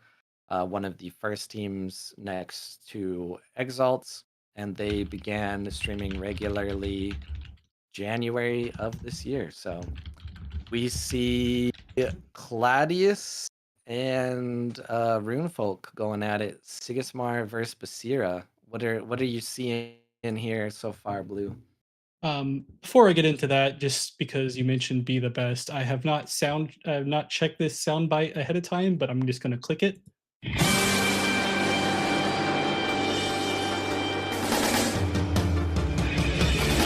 I wanna be the very best. Okay. Definitely not awkward when I can't hear it. Yeah, if anyone was wondering, specifically Cole, who couldn't hear it, that was the very beginning of the Pokemon soundtrack. But going into the Basira versus the Sigismar setup, we do see the clue that you've been talking about and ranting and raving about in general, as well as a unique Bravos Trailblazer, which from hand gains 1 boost per fleeting character you control, and from anywhere, if you control 2 or more boosted characters, draw a card, otherwise resupply. So fun little unique that we got going on here. And we do see a tiny jail coming out from the Sigismar player as well. It seems like the Basira hero play has been really boosted up lately and doing well on the side of things, even without the armor unique that everyone was using before on Basira. Yeah, I love to see it. I have a Basira deck from way back in the beginning that I just had to retire. So maybe it's time to revisit that. And yes, Claudius or Cladius, sorry, that's how I would say it in English, is the founder or leader of Altered Aces on the Sigismar here, and that 531 elo is definitely kind of looking like the Goliath in this match. Also, currently ranked fifth on the overall BGA leaderboard for Altered. So, Runefolk is the David in this situation. Yeah, Altered Ace is a pretty big team as far as competition setup. I believe they've won quite a few in-person events in the European area, including the initial 1,000-player event that we saw at in France, with Neuro taking that is also part of Altered Aces, if I am correct. So good setup there as far as competition is concerned. We do see a rare Monolith Rune Scribe coming out from the Sigismar, which is a fun card to play, especially if you're trying to resupply, but didn't get to see it that much originally with the previous Sigismar meta. Yeah, this is a very interesting situation we're pulling up on here. Taking a look at the discard, I don't see any landmarks for Sigismar here. I'm wondering if that is a choice or just something unfortunate. And as you mentioned, one of my new favorite cards, the Clute, I have to imagine has just been causing all sorts of problems into Sigismar's reserve. And this is looking tough.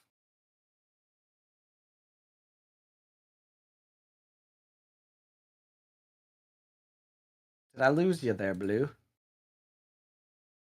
Muted. Anyway, they'll need something pretty crazy there to pull this off. You can tell based off of the time setup that we're showing below here, they are using a little bit more than their opponent, thinking on every move to potentially try to come back. Only 3 cards in hand, and we won't see a resupply from the Monolith Rune Scribe from reserve, so no more resources to gain in that way.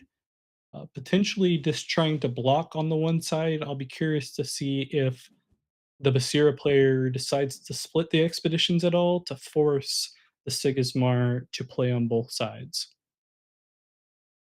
Yeah, so far we're seeing just a hard sell into the hero side, which when you have a tiny Jin, that makes sense. Very heavily weighted towards mountain, and we see a mountain and water sub region there. And one thing that I find very interesting, especially when it comes to competitive play, is a lot of the other countries, French players especially, tend to take more time, and a lot of them are very good players, so it pays off. But in an actual competitive, organized event, can be very troublesome. So I wonder where that mentality comes from and if it's something that they don't worry about when it's in person. Because when the games come out and the rules are set, you're looking at probably 15 to 20 seconds allowed per action. Yeah, EU infamous for taking their time on just about everything or making things seem like a snooze fest, because you're from esports in general, so you know North America loves to make fun of EU as far as making everything seem slower and a bit of a snooze in general, which makes sense why they'd play War Root early on because they like sleeping. But like you said, maybe they're just thinking a little bit more. Obviously, they've shown to be a little bit better than us North American folks, and especially once our Lord and Savior Pluka left for a little bit. But with Pluka back, maybe we'll see something overall. I don't know his current record in this setup, but we'll take a look at that after this. We do see a Tiny Jail come out to go ahead and remove some stats and give the Sigismar a chance on the hero side, but with that split setup that I mentioned earlier, they will also have to cover the companion side, and we will see an intimidation come out and hit the rune scribe. So probably not a lot they can do here. They do throw out the Frog Prince, which would be good enough on the companion side, but without the Rune Scribe on the hero expedition, they will get beaten here across the head in order to lose the game. Congrats to Rune Folk for taking that win. Yep. Basira, take you to the body shop because I mean, mommy is literally that, a muscle mommy. Look at the art. With regards to the time thing, I would never recommend a player do this, but Runefolk ended there with 4.5 minutes left on the clock, where Claudius had 0 seconds, technically -4 at the end. If Runefolk was losing and wanted to take the rest of their time, they could very easily just drag out their plays and win by time. While I wouldn't do it, it is technically within your right because if you think about it, you're sharing time. If you're taking up a lot of time, you are taking up your opponent's time. But that is just a little side note. As for Pluka, he seems to just be going through and you know that meme of the Grim Reaper knocking on doors and just slaying? That is what it seems like. There was how fast was this game? A 14-minute game in round 3 with Luca being victorious. So, Yeah. So, I mean, we can learn a few things there. On the Pluka side, he still got it. And for the previous conversation, that Cole's a scumbag and he'll take you out on time a lot of the times, which is not news to me personally. But for anyone that's watching, now you know. Either way, we are coming up on the very end of the Swiss round three of the AWOL Season 2 Wednesday kickoff tournament, the first to be streamed on the AWOL channel. Be sure to hit that subscribe button so that way you can watch it in the future. Appreciate all of you that have decided to tune in and watch us in our very best dress. This will not happen again, and unless it's maybe for the invitational at the end of the season, we might do it then too. But for the time being, this will be your one and only chance to have us look this good. I always look pretty good in general, but for Cole at least, this is probably the best you'll ever see him, unless he's wearing his onesie. But past that, that's what we're looking at. I think we're coming up at the end of Swiss 3 we here. just saw Freeloader take down our friend Strawberry Rhubarb. So, round 4 should be loading up here any second. And we still have, it looks like 7 undefeated players. I like to make sure I refresh BGA here a couple times. Does it have Freeloader in here as 3 games? It'll take too long to look. I'll just keep refreshing because round 4 has not popped yet. Is there a game I'm missing? Oh, there is. There's More Than Most and Henner 46 still going. I missed. I'm gonna pop that up real quick because I clicked on it just so you guys can watch the very end here. They both are adjacent. We have two brass bug hives available for Hinner. One of them is a common, actually. Interesting setup there. You don't typically see a lot of common brass bug hives, but I believe I have seen them come up a little bit more often in the sub ash deck. I will call it sub ash. I don't care. And a lot of brass bugs out there, they are low on time, and we are coming at the very end here. I'll be curious to see if BGA kicks us out or lets them finish the day. And the day will end, and the sub ash player will get the victory and will not be set the time. More Than Most is not a scumbag like Cole and decides to let them win. Listen, I said I wouldn't recommend it, but I could understand if a player would want to based on how time in a tournament works. You just like the And as a judge, I will tell you the time that people get the most annoyed is when we have to remind them to make a move.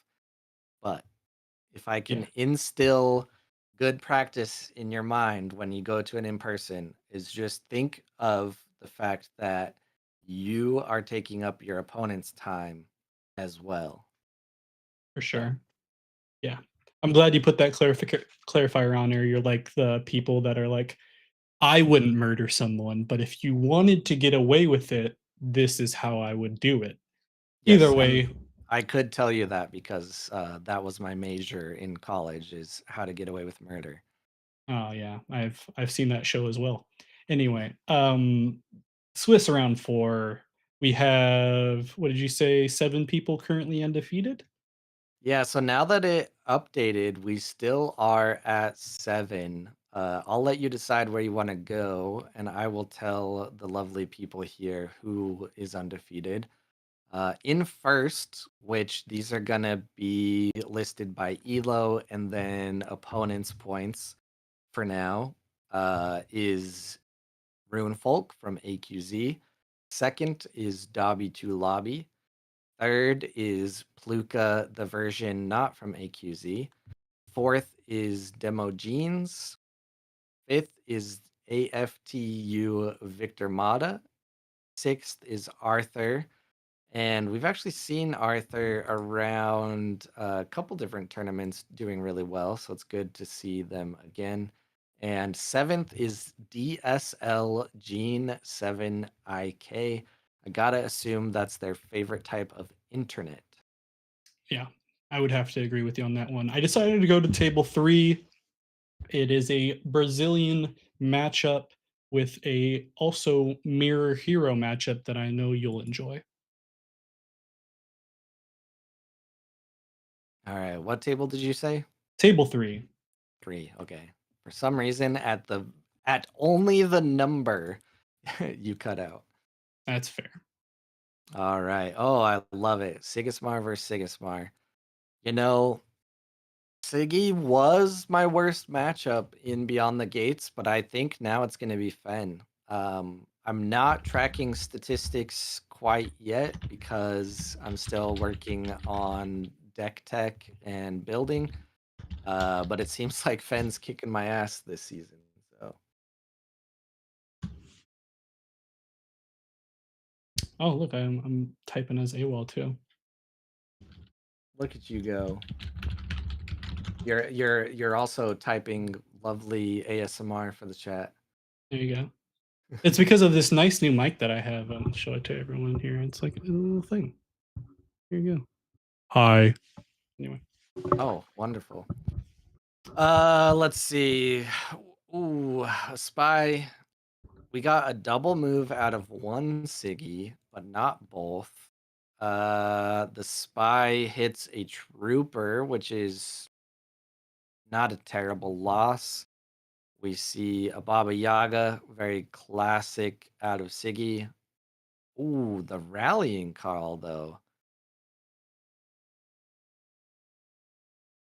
Interesting choice. I guess it's for the block, yeah. Yeah, And it's only 1 mana and it's not fleeting, so not a bad decision to stop the other Siggy from running away with it. yeah. Anytime I see Sigismar players play Ortis Carrier, I'm always wondering if they're deciding to do a fun I'm only going to play a starter deck version into AWOL, but does not look like that's the case, especially with the rallying call being played and coming out with the clutch tie there to not allow a double advance from the Baba Yaga on the top Sigismar. Yeah, that rallying call was really interesting to see.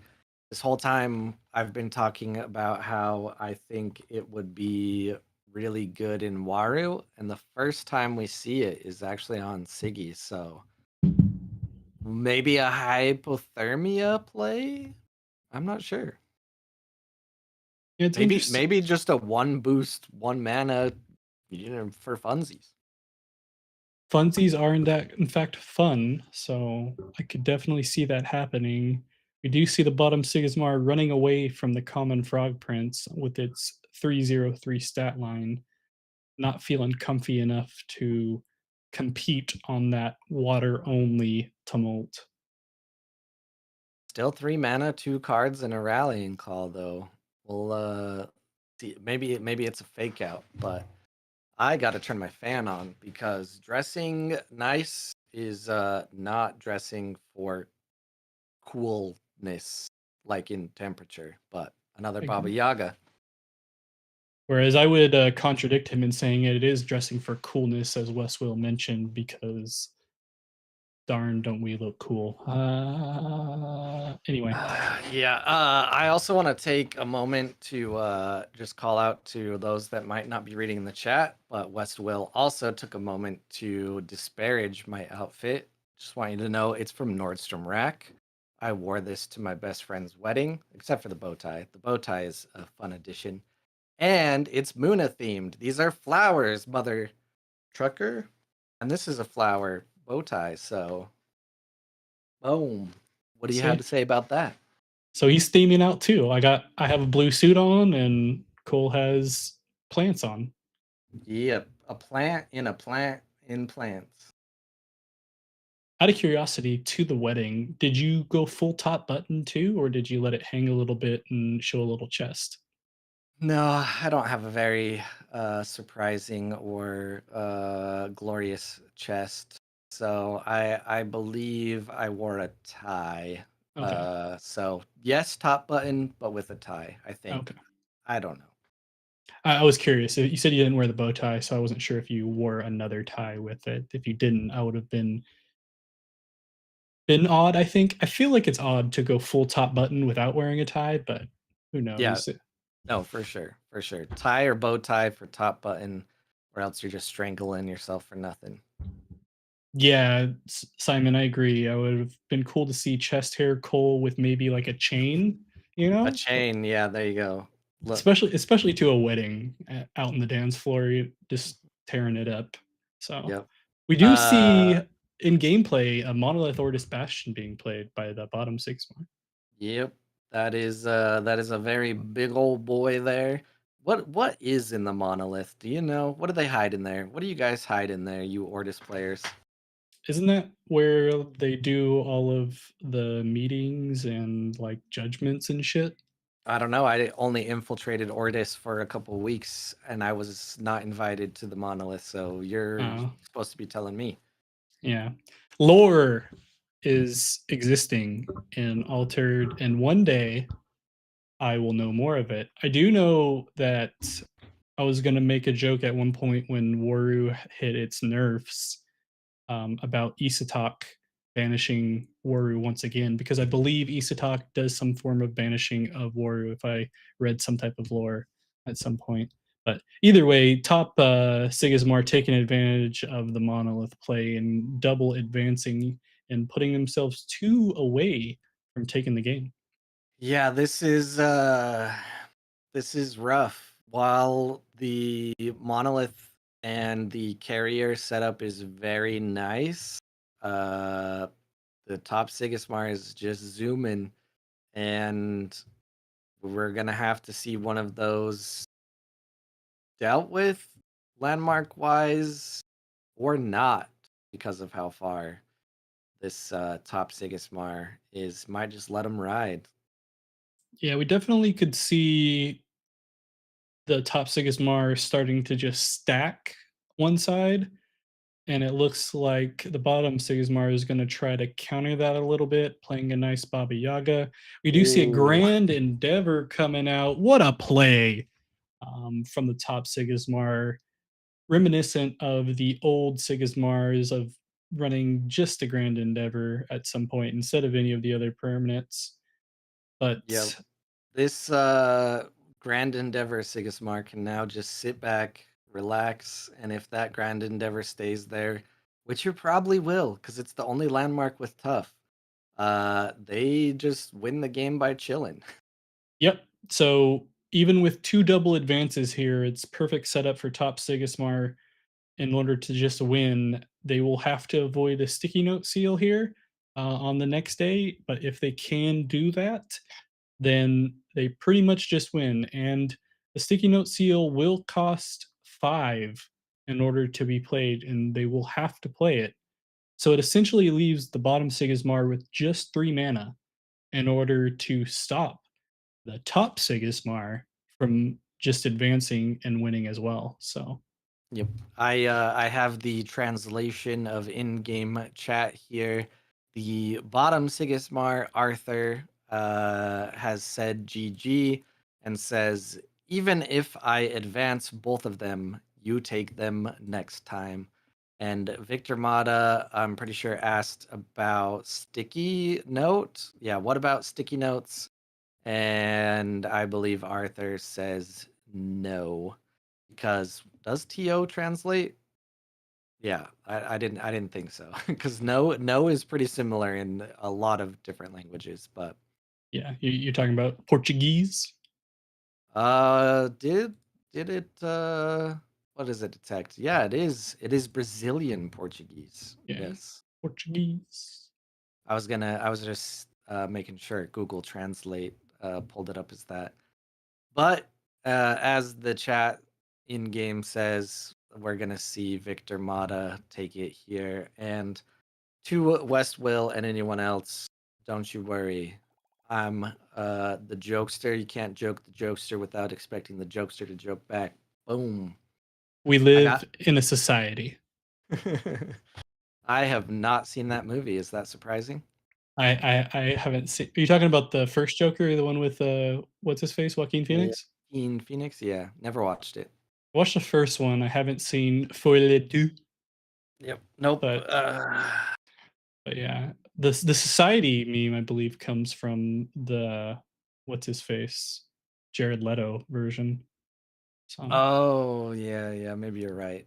But we do have the other undefeated players here still going at it. We haven't been able to watch too much of Pluka, but we haven't watched Gamma Knight at all, have we? don't believe so. We can go over to table 5. Yeah, Gamma Knight, of course, a very strong player, has won a tournament event undefeated with Nevenka, and that is what we see playing right now. Although pulling up the game, it looks a little better for Kojo at the moment. Props to Bravos pulling it out with the new cards, playing a lot better in general, or maybe it's just from the start of the meta until the rest of the factions just start demolishing again. But either way, see a lot of Basira, a lot of Kojo. Still no Itzadi, folks. There's still time. You guys can do it. I don't want it to have to fall on me again, but if I have to do it, I'll do it. But either way, um, we I'm do not gonna do it. see yeah, I mean if you want to give it a shot, Cole. I No, mean, no, I said I'm not. I'm not okay. gonna do it. Okay, I was gonna say I don't believe in you, but you could give it a shot. Either way, one away for the Kojo player, they're gonna go ahead and play that rare physical training to draw a card and just make that dog that much bigger. Um, when Kojo says they have that dog in them, they're talking about Buddha, but here we go. Some roly rollies for Navenka and Blotch. I'm just making all kinds of references here, aren't I? Um, but nothing to really benefit from the roll because it was a low roll and we only see a 1/1/1 trickster. Yeah, you hate to see it, but it is essentially what we call in the altered biz a one mana after you character play. There is a cloth cocoon sitting right here, so if there's an acapella, that Buddha is very dangerous. But leaving the physical training or something in your reserve against anybody in Lyra is also dangerous because of Tanuki and some other interactions Lyra runs very often. Simon, it's not fair to call Buddha a cheetah. He's trying to play fair, okay? So it's Uh, probably dogs in my experience don't cheat very much, but true, I true. I appreciate the input overall. And also welcome to Void Presence, new player. Make sure you're not listening to too much advice from Cole, but everyone else is pretty good resource for you to check out. Be sure Yep. to subscribe to AWOL, probably the best spot for online tournaments, especially if you want to participate yourself. One roll, say goodbye to the Sandman. Ouch. That that hurts. I have been there, done that with Navenka, lost a game to a bad Navenka roll. But let's not count Gamma Knight out. I'll let you look around while I'll give you an update. With that, let me refresh. Gamma Knight. Oh, maybe not having the best night. Currently, Gamma Knight having the best night. Anyway, yeah. good. Sorry. Currently 2 wins. I mean, still not terrible. Not going to have an undefeated showing like earlier before, but in the middle range here. And what are you seeing? Where are we going? Since we're in the fourth round, before we get into the top cut, I'm going to give a highlight to some of the lower end tables here. Let's go to table 22 and see if we can watch some folks that might not normally be on stream. We have a Sierra versus a Sigismar. Hey, shout out to Mandarin PJ, aka pretty sure that is Citrus Frog coming from Australia. Love seeing Sierra. In the first week of Trial by Frost, I saw a lot more Sierra, and when I was testing Ghoul Ring, was getting absolutely wrecked by Sierra. But this past couple days in tournaments, I have not seen her as much in tournament play. So Funhaven trainee out in the field too. From reserve, if you control three or more characters, create a Ortus recruit in your companion expedition. Characters you control other than me have tough one. And from reserve, if up to one target character gains a sleep, you may give it two boosts. So a lot of, yeah, as is typical with Haven trainee uniques, a lot of text to read. With the Grand Endeavor, though, we will be looking at a swift victory for the Sigismar player. Shout out to the Australian player, as you mentioned before. I've actually considered moving to Australia before. It seems like a fun spot, or at least to check out in general if I'm not living in the States. But either way, yeah. I mean, I'd love to go to Australia, check it shout out to out. Bluey. Shout out to Bluey. Yeah, also hello to Void. It's been nice to see you jump into the game and support a lot of the content creators right off the bat. So thank you for that, and we're here for it. Any questions you have or anything, excited for you to get your cards and start playing. I believe Void is the same person that prefers to play in person. So even more bonus points for coming out to support all of the BGA events. and Mandarin seems to have gone offline, which hopefully wasn't because they thought the game was over due to that grand endeavor, because they still have to discard mana. Yeah, that'll be interesting. And shout out to Void for the musical reference as well. I appreciate that. Always appreciate a good musical reference. If I had a soundboard available, I would play that for you. But I don't, and I don't feel like getting copyrighted on the video quite yet, even though I did play the Pokemon theme, but it was for like 1 second. So who cares? Um, yeah, so we're probably looking at a stalled out game here. I am not gonna make y'all watch this, so I'm gonna go ahead and switch to a different game. Yeah, let me refresh. Yeah, it looks like the game we were about to pull up and commentate on is not going anywhere currently. So, I mean, we got table 1 or table 8. Table 8 does have both Pandy Andy and Westwill. Let's go to Uh it before it closes real quick. Switch yeah, over.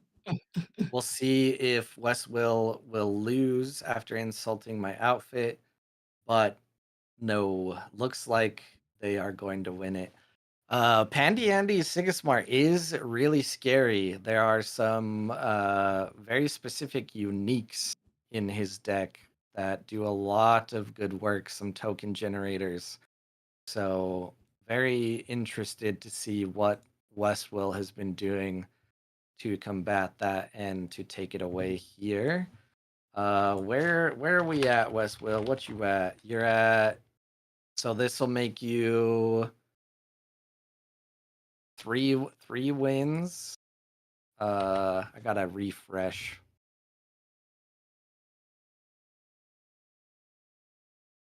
Uh, how does that make sense? I gotta do some figuring here while Blue takes a look over. Yeah, we're just watching the Pandy Andy game real quick. Given the GG, Westwell will take the victory here over Germany of Pandy Andy and AQZ. Westwell, are you part of any team as well? You've been around for a while. I wasn't sure if you had joined or created a team. Seems like the folks that have been around a bit have done something to that effect. I don't know if you're still in the stream. If you are, feel free to respond. If not, I'm talking to Okay, myself. so that's what it's gonna be. Is Westwill had a round 1 lost against loss against Belteshazzar, another very good Bravos player. And what did Belteshazzar play? Let me double check that. Yes, Kojo and Buddha. But now going on a winning streak. So Westwill to the moon. What else we got here? Any games continuing on? I'm just gonna pick up table one. It seems like it's taken a bit. Some of the undefeated players. We do see a newer card as far as the Nilum Withered Tree being played by W2 Lobby, benefiting off of exhausting cards in the reserve, creating mana moths. One little card in general. I typically would see it on the rare version for only 3 costs, but fun to see it being played from the Afanis player and even more Trial by Frost cards with the character there of the Flying Moose. Oh, good old Pamela, or as I guess some people have coined the moose Pamela. Like Baywatch Pamela, but Mhm. I don't quite know if I agree with that. But to each their own. The Tasia's winning though. I love it, and this is Demo Jeans, which I think we barely saw before. I would love to see them stick around in the top 8, which looks like it's gonna happen. Yeah, big round here to see who's going to take the W. I'd have to imagine the Tasia player is going to want to finish it off here and avoid any small step play. But we never know. A lot of cards in hand for the Afanis player. We do have one of the Spindle Muna Bastions out, so it'll be harder to hit some of the Tasia characters out right now. And we do have 2 Beauty Sleeps available for the Tasia. They will cost 3 though. and Yeah. a lot of cards in the reserve to work with, but only 2 in hand. Yeah. I hate paying 3 for a beauty sleep. At 9 mana, not terrible. Probably a really good use of beauty sleep to hit that mage dancer as it's already at 777. It's only going to get bigger. Especially now that Dobby exhausted one of them because we saw the Nilum Withered Tree, which I've seen more this week as well. Which, if you exhaust a card in reserve, which you may see there, does not have to be your own. You may exhaust the tree to create a moth token. I wonder if we're gonna see a removal play by Dobby in the form of, is it the avalanche that hits characters with 4 or lower mountain? Yeah. Avalanche is basically the Kraken or Kraken's Wrath, but for Mountain. Could be a good play, but that double exhaust onto those beauty sleeps also a very good play because there goes that option. I like to check the discard. There are no beauty sleeps in the discard, so maybe there's one still in hand. Yeah, it's interesting that they're going for targeting the essential interactables of the beauty sleep. It seems like they're not worried about the amount of stats on the companion side for the Tasia, including the Ogun that could make them boost even more, which makes me think they have some type of mass removal of some sort, but maybe I'm wrong. Okay, yeah, Blizzard. Thank you, Toussaint. Blizzard, avalanche, it's all snow rocking you in the face. Yeah, Yeah. that Ogun is scary in this situation right now, but as you mentioned, it's all one-sided. At the same time, though, you still have to stop that to get your SSGL out. Yeah, it'll be interesting. The only other card that I can think of that would just straight up stop advancing would be a weird East Talk play, but they don't have enough mana for that. But yeah, I don't know what the play will be here for Dobby. The fact that they're focusing on exhausting and targeting the beauty sleeps means it has to feel like they either don't have an answer for the companion side character plants, or they have something else going on here. If they did have a mass removal, though, the Munabastion would make it pretty difficult to play. Yeah, so if we're taking a look here, so that us and stream chat that doesn't already know, Blizzard is a 5 cost from hand, 5 cost from reserve, leading spell that sends to reserve each character from target expedition and then exhausts them. The rare version does cost 1 less if there are 2 or more exhausted cards in reserve. So, that's a good question. Does the spindle apply tough to it that many times where you'd have to pay 2 for I don't every character? That's I interesting. think since you're targeting the expedition, it doesn't Mhm. apply necessarily instead of targeting a character. Yeah, Um, I was thinking that's a really interesting thing I haven't seen come up yet. There are no card clarifications on Blizzard yet. But yeah, that would be a devastating card to drop right there, but does not look like it's gonna happen. do see a beauty sleep come out will help against one character, but not quite enough for the rest of them. Makes me think, yeah, the additional character played to the companion side just made it that much harder to win. Yeah. Yeah, Simon confirmed targeting the expedition opposed to the character, but either way, didn't have it. Tasia is able to take it and goes on to round 5 as one of the undefeated players with, Demo Genes or Demo Genes? I don't know. Either way, I like it. Yeah, yeah, that is, just working through everything with Blizzard. That is nutty. That's gonna wreck some days because, yeah, as you guys mentioned, if you look at and break down the card, Target Expedition, that's a wild workaround. That would that would have been pretty crazy to see. So we do have 3 undefeated players at this point, which does leave open the opportunity for having no undefeated players by the end of this if, we see one of the undefeated players lose to a 3-1 player this round. So a lot of different things we can go with here. Probably just check out table 1 since we are at the end of things and watch both of the undefeated players duke it out between I believe it's just genetic with the 7 instead of a T versus Victor Mata 94. DSL is that a team that we need to start adding to the dossier, or are they just talking about an internet connection? I think they just really love internet connections, but Okay.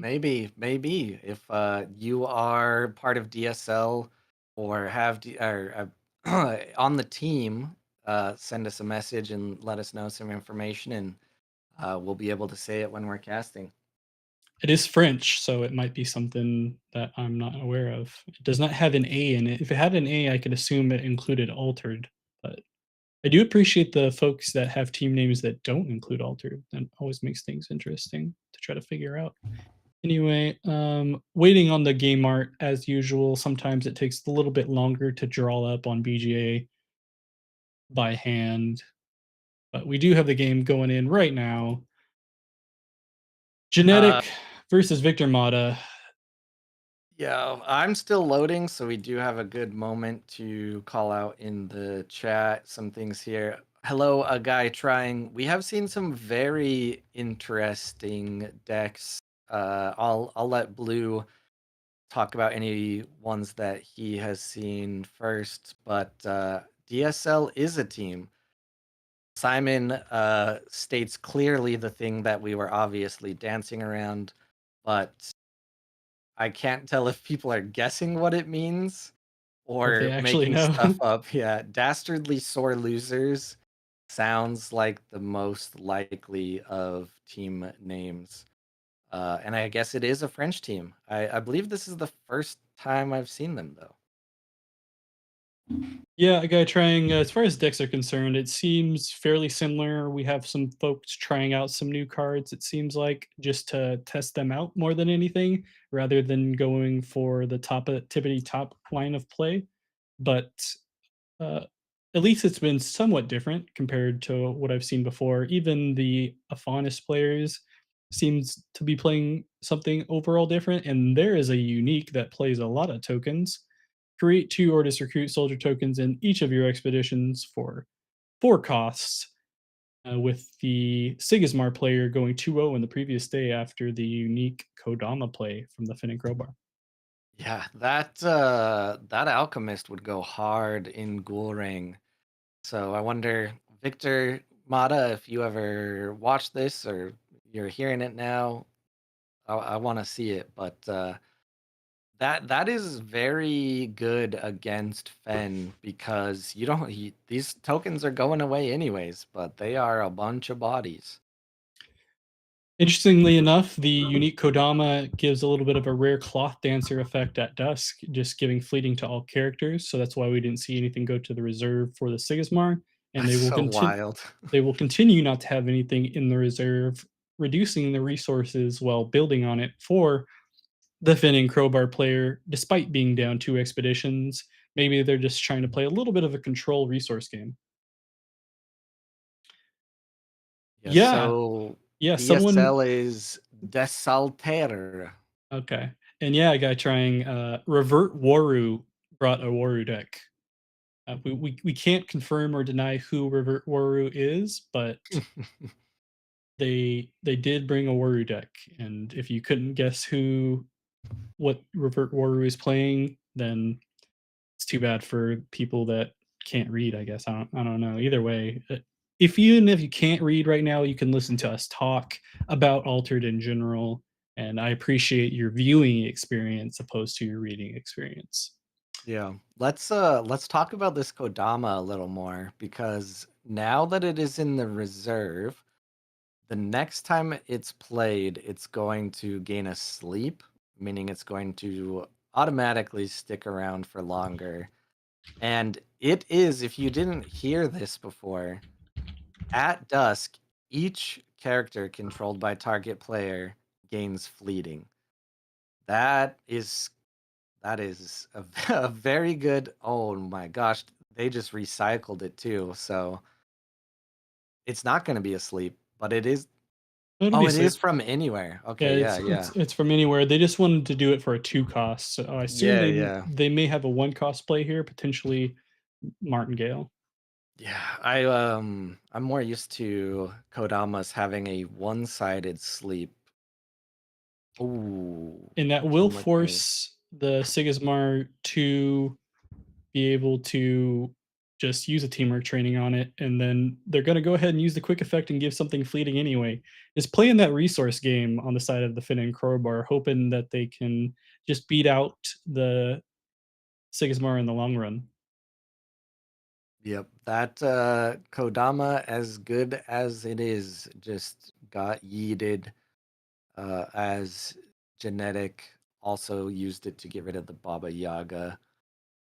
I mean, this is pretty typical Fen play. But I'm not quite sure we know what Sigismar is doing yet. So Yeah, interestingly enough, even with all the fleeting application from the Finn, they aren't too ahead on resources while being 2 spots down as far as the tumult is concerned. So I'll be curious to see if they're able to make that up. And we do see another unique, and it's a cloth dancer, so we're probably looking at something else. Yep, same effect. yep. Oh, I let's see here. Going to see a move if it continues in this way on the companion side for Fen. And now this will hit Sigismar pretty hard, getting rid of a trooper and a Ordis cadets from coming back. But if the Sigismar gets a double move now, I think it's still going to be hard for Fen to catch up. But those uniques are disgusting. For sure. And for anyone watching, thanks for joining us on the inaugural AWOL stream. This is round 5 of the Swiss, the only 2 of the 3 undefeated players, the only undefeated matchup of round 5, playing each other to determine who's going to make it to round 6 and potentially take the whole tournament of the first Wednesday event for AWOL. But, we do see the Twinkle Twinkle come out, we see a charge. The Sigismar will still get a double advance, and despite all of the resource setups as far as giving everything fleeting, the Sigismar will only have 2 cards from the draw here, but they are adjacent, and they could give up at least 1 more 2-0 from the Finn and Crowbar and not care about the resources if they decide to.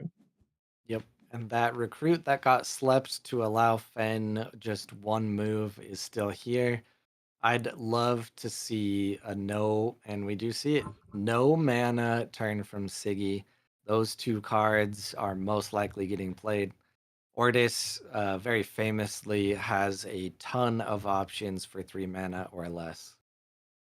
Yeah, especially that 2 mana mark between charges, teamwork training, so on and so forth. Even characters below 2 mana are plentiful between cadets and everything else. Troopers, I'd be curious to see.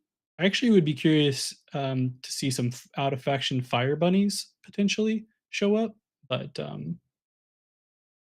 for now we're just seeing troopers. I yeah, so far this game is entirely beyond the gates. The only thing that is Trial by Frost we see here is the updated Ordis Recruit token, which is just, oh, there we go. Look at that. The Night Warden. Interesting. Yeah. Interesting inclusion into Sigismar. I'm wondering if it's just for stats or we're gonna see some kind of interaction here with that other card. I'm almost interested as to if the possibility came up to them to potentially just not play this turn, um, especially knowing that the cloth dancer was played first, and just keep resources available and give up a 2-0 and still be one spot away on the next day. Yep. But they may also have something in hand that they feel like is going to help them one way or another based off of this Finn play. And yeah, I agree, Simon. Finn is interesting. I think a lot of people saw potential for the hero early on and Beyond the Gates, and then saw a little bit more consistency from Navenka, because realistically, Finn just has so many lines of play between cost reductions and the resupply and the potential of the downside of you manning something you want to keep, that, there's a little bit more room for error even than a dice roll sometimes. So, we will see both of the Night Warrens come out, but Finn decides that they can't do anything about it Yeah. and lets them win, but they had so much mana, what happened? Yeah, I don't know. There's enough cards. There's enough support abilities. So I did I miss don't know. something in the chat? Let me check They chat here. said GG and just passed. So maybe they did all the math, or maybe they expected something a little more than a Night Warden. I think Night Warden mixed with a hypothermia is probably a good call for the deck at large, but Mhm. we'll see. Anyway, that was, Ah, 2 undefeated folks in round 5. it is always very interesting. People that are playing in the tournament watching, because then we get answers. It was only 2 cloth cocoons in hand and no water, so that is very much a looking at the math and knowing there is no way out, no matter what. Very, Mhm. very unfortunate, but those uniques, man, those are scary. So I'm sure we will see those come around again. And we did see, Demogens or Demogenes take the victory, so we will have 2 undefeated players in round 6 of the Swiss, so no 5 and 1s taking the tournament this time around. It will be Demogens versus Victor Mata in round 6, but we do still have some other games going on that we can take a look at for different games. What do we got here? You got any preferences before we hit into round 6? Uh, Let me see. Um, I feel like yeah, since we've dealt with the undefeated players. Oh, here we go. We have not been able to see too much of Pluka, so let's go to table 8. This will be a very interesting game as well because West will might still be going on a reverse streak here. Currently face to face against the Aphanis from Pluka. And that would be not the first loss from Pluka. It looks like in round 4, Lehman 27 took a game. So yeah, this is a very interesting matchup in general with the outcome. Yeah, we'll find out if Westwill has a one cost character to play here and able to take the victory. If they do not, then Pluka will be able to stop the Sigismar from winning here, but they're taking their sweet time. Well, maybe they have something that I'm not aware about. Yeah, this situation is a rough one. Requires some thought. You have both of those mage dancers out. You see the helping hand. There is the one cost Ortis Trooper though, the hero, and we see the helping hand come out. That's gonna be is that your quick maths? Yeah, Aphanis is gonna hit the 10 on that. Yep.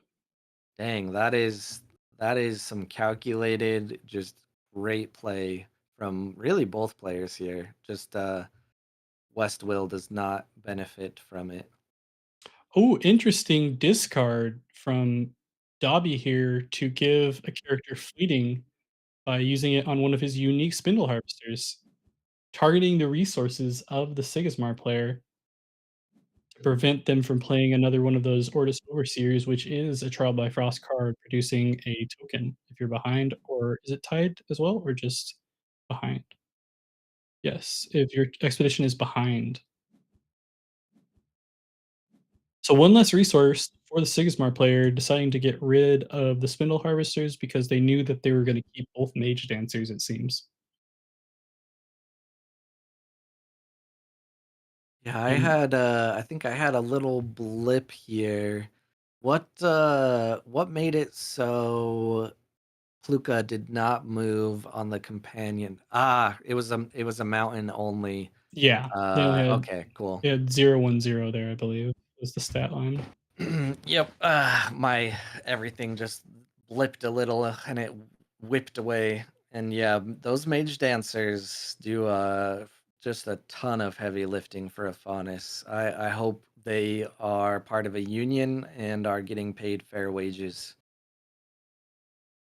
I didn't know they had unions in the altered universe. That's good to hear that, They probably don't need them, to be honest. They probably just get paid really well, but who knows? They are currently on a trip to unlock something in ice, so I hope at least hazard pay. yeah, that would make sense. Maybe it's something that the mythical creatures, they're called eidolons, right?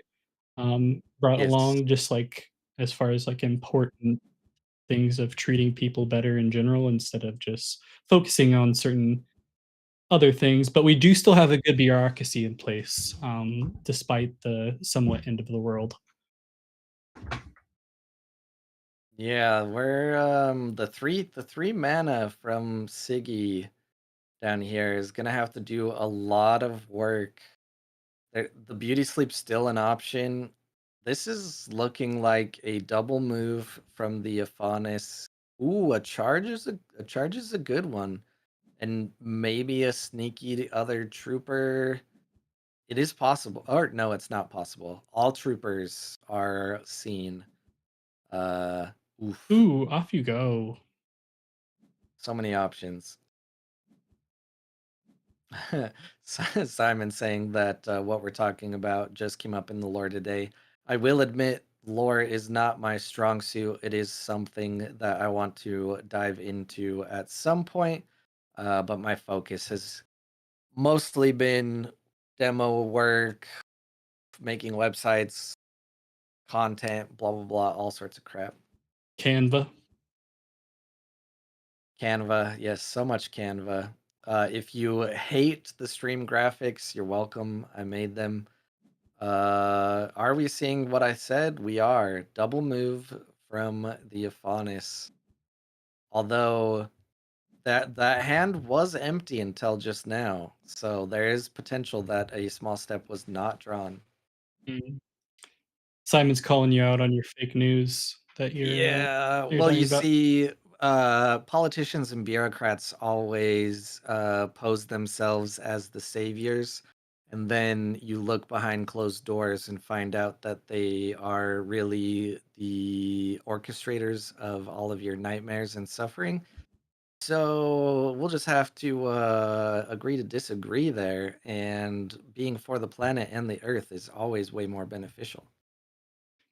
Yeah, we see unique from the Ortis player here, see if we get a small step from Honest. They have enough mana to potentially hit it here with the Conjuring Seal, and that may be what they're digging for.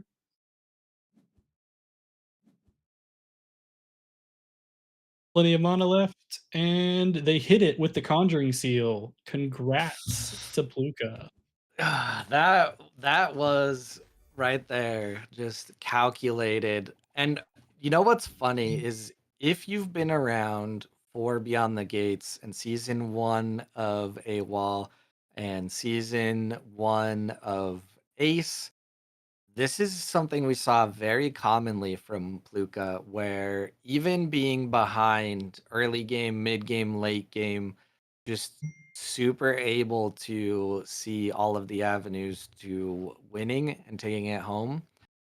I've always said don't count out Pluka if he's behind because there's probably some just crazy plays in the brain, and that just happened. Yeah, it really came down to one forest stat that one day that we came in, where it seemed like the Sigismar had it stacked up, and Luka was able to come out and get the tie and prevent the advance. Didn't get any advance themselves, but still able to get the win at the end of the day, if you will. Coming up at the end of round 5 of the Swiss, we do have multiple games still going, it looks like, so I guess we can hop into one of them as we wait for the final Swiss round. Table 3, sure. Yeah, so table 3 has the player that Pluka had previously dropped a game to, and then Cyberkura is down around 19th, but this Le Mans player is currently gunning for top 10. So this Look at this is an interesting one. Ooh, look at Cole putting the right emphasis on certain syllables, right? yeah, you Pr know how I do, but Pretty that correct. Sierra is the one winning here, played by the Le Mans player. We do see the pop on the Icebound Lake, getting 3 counters, being able to create a Dragon Shade here and give a target character a sleep. This is I don't I don't see a way for Siggy to survive this. When you look at how much mana the Sierra has, you see the boom chilling right there. This is gonna be a very hard one. Um, I also am wondering how the French stream is doing. I know Tom was considering doing it, so thank you all for watching us over here on the English side. Yeah, But honestly, surprised Simon didn't smash that down right away to make sure that everyone watched AWOL in general. He is a ruthless dictator that we all know and love.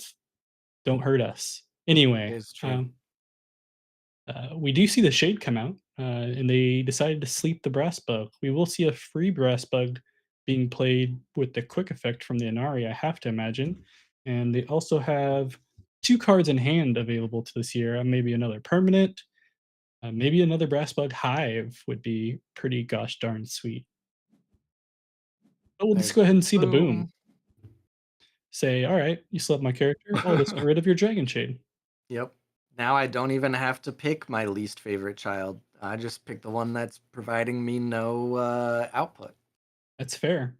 I mean, and a lot of parents say that they don't have a favorite kid, but we all know they do. And speaking of the second brass bug hive that I mentioned earlier, and maybe just as equal as the first one, unlike the stepchildren in a family, we see another brass bug hive producing 444 brass bugs, and this time they're the rocket brass bugs. It, are they entering atmosphere in that one? Is that what it is? Or Yeah, they I don't know. are they Maybe Axiom are the ones that are evil all along, and these are brass bugs raining down to destroy civilization. could be. I know a lot of, Axiom players complain a lot in the Discord, shout out to you guys, um, despite having if all things are considered, the most consistent faction across the board and beyond the gates, where you could actually play all 3 heroes, but you'll never admit that, so that's fine. Either way, we're in a new set at this point, and we see 3 big bugs showing up on the hero side. That was kind of like a little Costco guys thing, you notice? Can we get 3 big booms for Boom. the hives? Boom, All boom, right. Well, there is boom. a Sierra that is now going towards top 8. If things continue in this direction.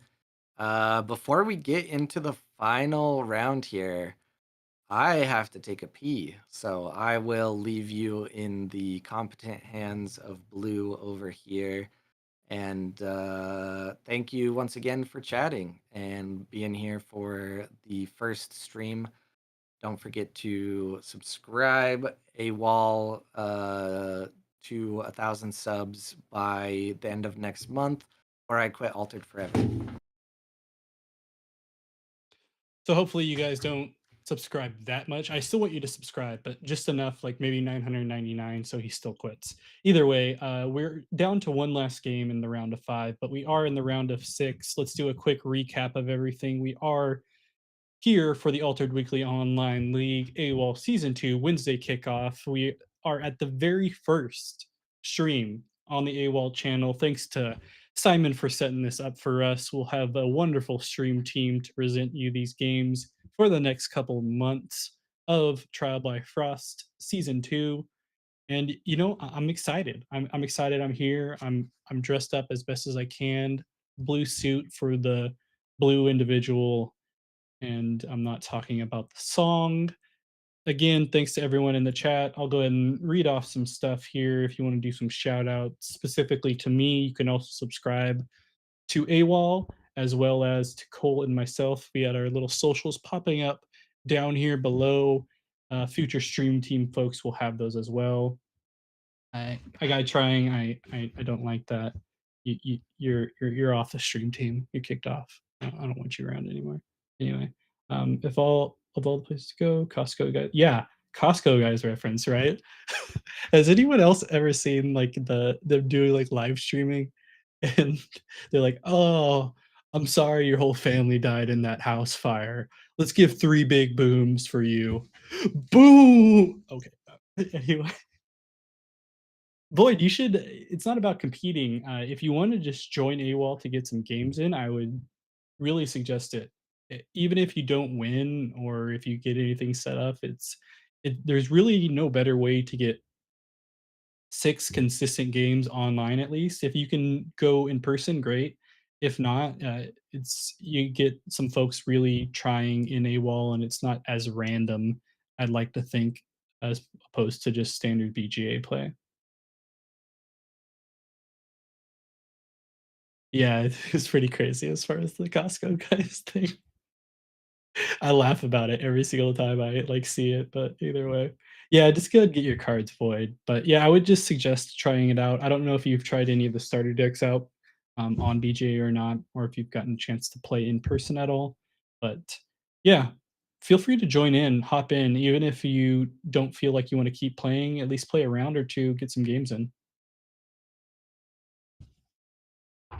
But we should be coming up on the final end here of round 5. I do believe. Let's see here if I can follow after I'm done talking to all you folks. Let's see. We do have one game left. Let's see where we're at with it. We are at a tiebreaker, so I'm just going to ahead and let you all take a look at this here real quick. They'll get to see very many arena gameplays. Did the arena not change for Trial by Frost? That's disappointing. That would be cool if they had the new arena on here. It is a new arena, right? On the actual cards? I'm pretty sure it is. But either way, we do have a Tasia versus a Sigismar conflict as old as time, similar to me and my co-caster, Muna versus Ortis. Everyone be quiet. He's finally here. Don't tell him that I said he smells, okay, guys? All right, anyway. I'm back, yes. Okay, he's back, guys. Yeah, we do have a new arena on the cards, okay? It's just they didn't do it on BGA. Either way, we do have Sigismar versus Tasia here, final game of round 5. 2 Muna Bastions out. That's pretty cool. Makes everything pretty hard to hit. But we do also have a Monolith and a Carrier out for the Sigismar, making the stats pretty big once they put them out. Ooh, yeah. Looking at this now, this could go either way. I mean, I would probably give it to the Tasia off of the fact of card advantage. But that Bastion, as you mentioned, is scary, and Ortis has a lot of options, and we see a token created there. Also, hello to my cat who wanted to join. This is Revan. He loves Altered as well, even though he's named after Star Wars. Hmm. Ah, the claws bud. We do see a rare break the ice coming out from the Sigismar player. I know a lot of that was a pretty big discussion back when the cards were being released of like, oh, Ortis getting more good removal cards other than teamwork training. But we see the game abandoned, and Okay, Imbruza so not happy about that situation. But like I was mentioning earlier, you gotta be careful with that. Uh, I think it was looking really good for the Siggy either way, but you gotta watch your time. And I think that's one of the reasons that I like to build the clock into the overlay, because otherwise the viewers can't see it as easily. So, yeah, and we did come up on time, like you mentioned. We are at the 30-minute mark of the day. I'm waiting for stuff to load. We we get into stuff. Yeah, we are around 6 at this point. We will jump into the top game here between Dimogenes and Victor Mata. We had a shout out to Victor Mata in the chat earlier, rooting on AFTU, one of the teams within Altered at this point. Cole talked about them a little bit already, but you know what? Let's give a quick recap about AFTU of the information that we do have, thanks to the Keelon guy and being the Batman of Altered. are you teeing me up to do that, or are you Yes, I doing am teeing you up, it? like setting you up. It's on a platter. Here we go. All right, I guess I'll for the first and last time take orders from Blue. Yeah, AFTU, very cool name as it is short for After You. Their captain is Megon X, and a quote here is, "We want to evolve together as a team, and all we want to do now is play more and more Altered every single day." I can agree with that wholeheartedly and play it during work. No, I didn't say that. Never mind. Where are we going?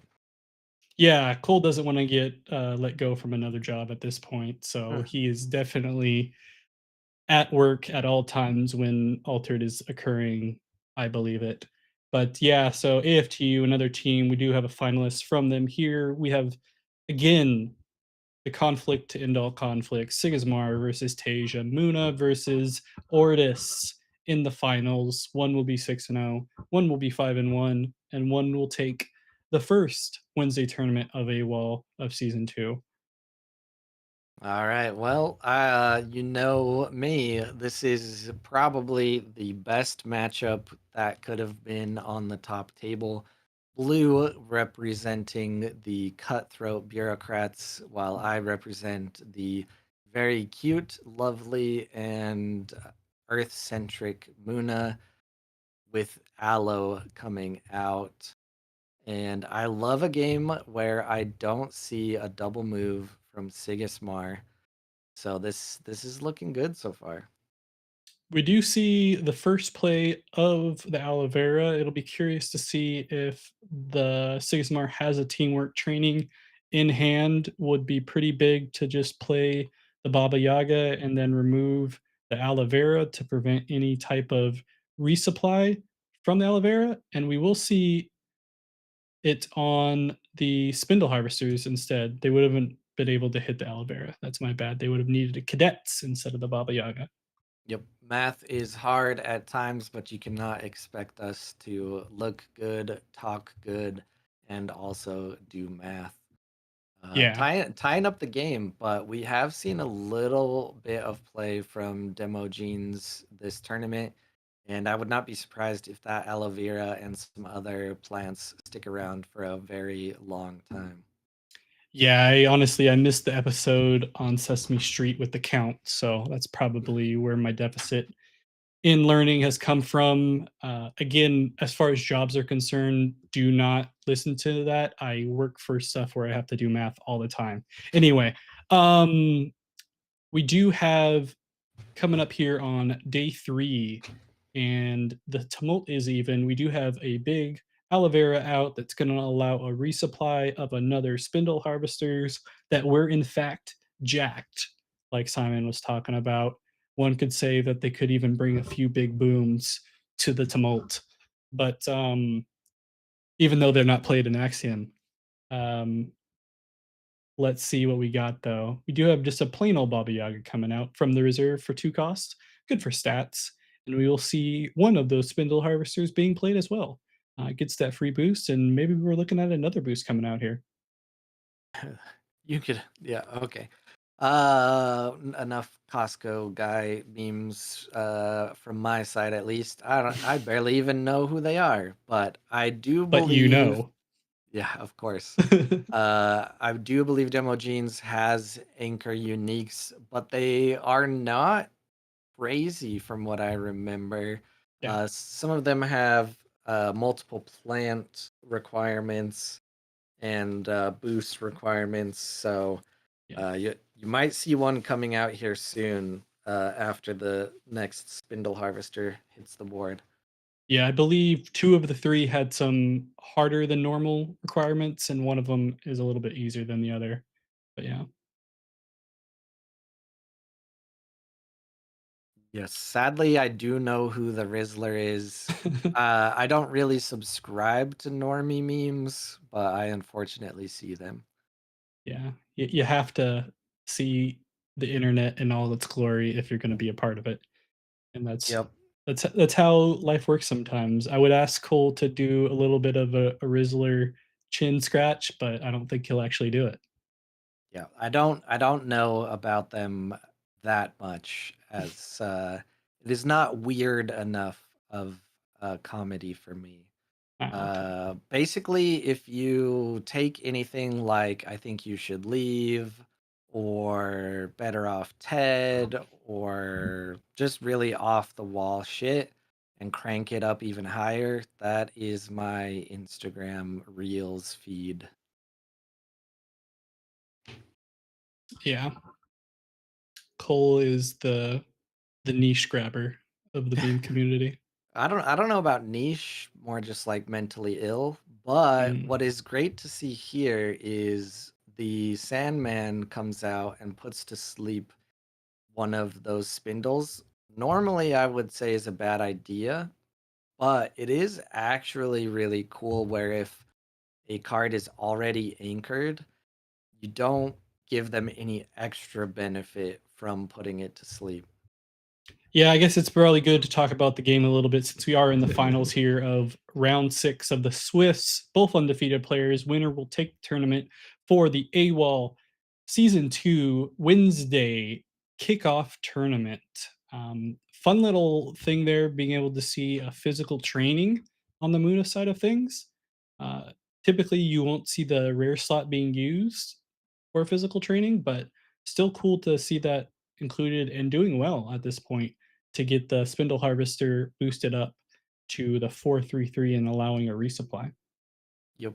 And we do see one of those first anchoring uniques, which, if you missed it earlier, is when another character joins your expeditions. If I have one or more boosts, anchor hand cost 3 or less other than me, blah, blah, blah, usual anchor. So this is gotta be a first turn play for the Tasia.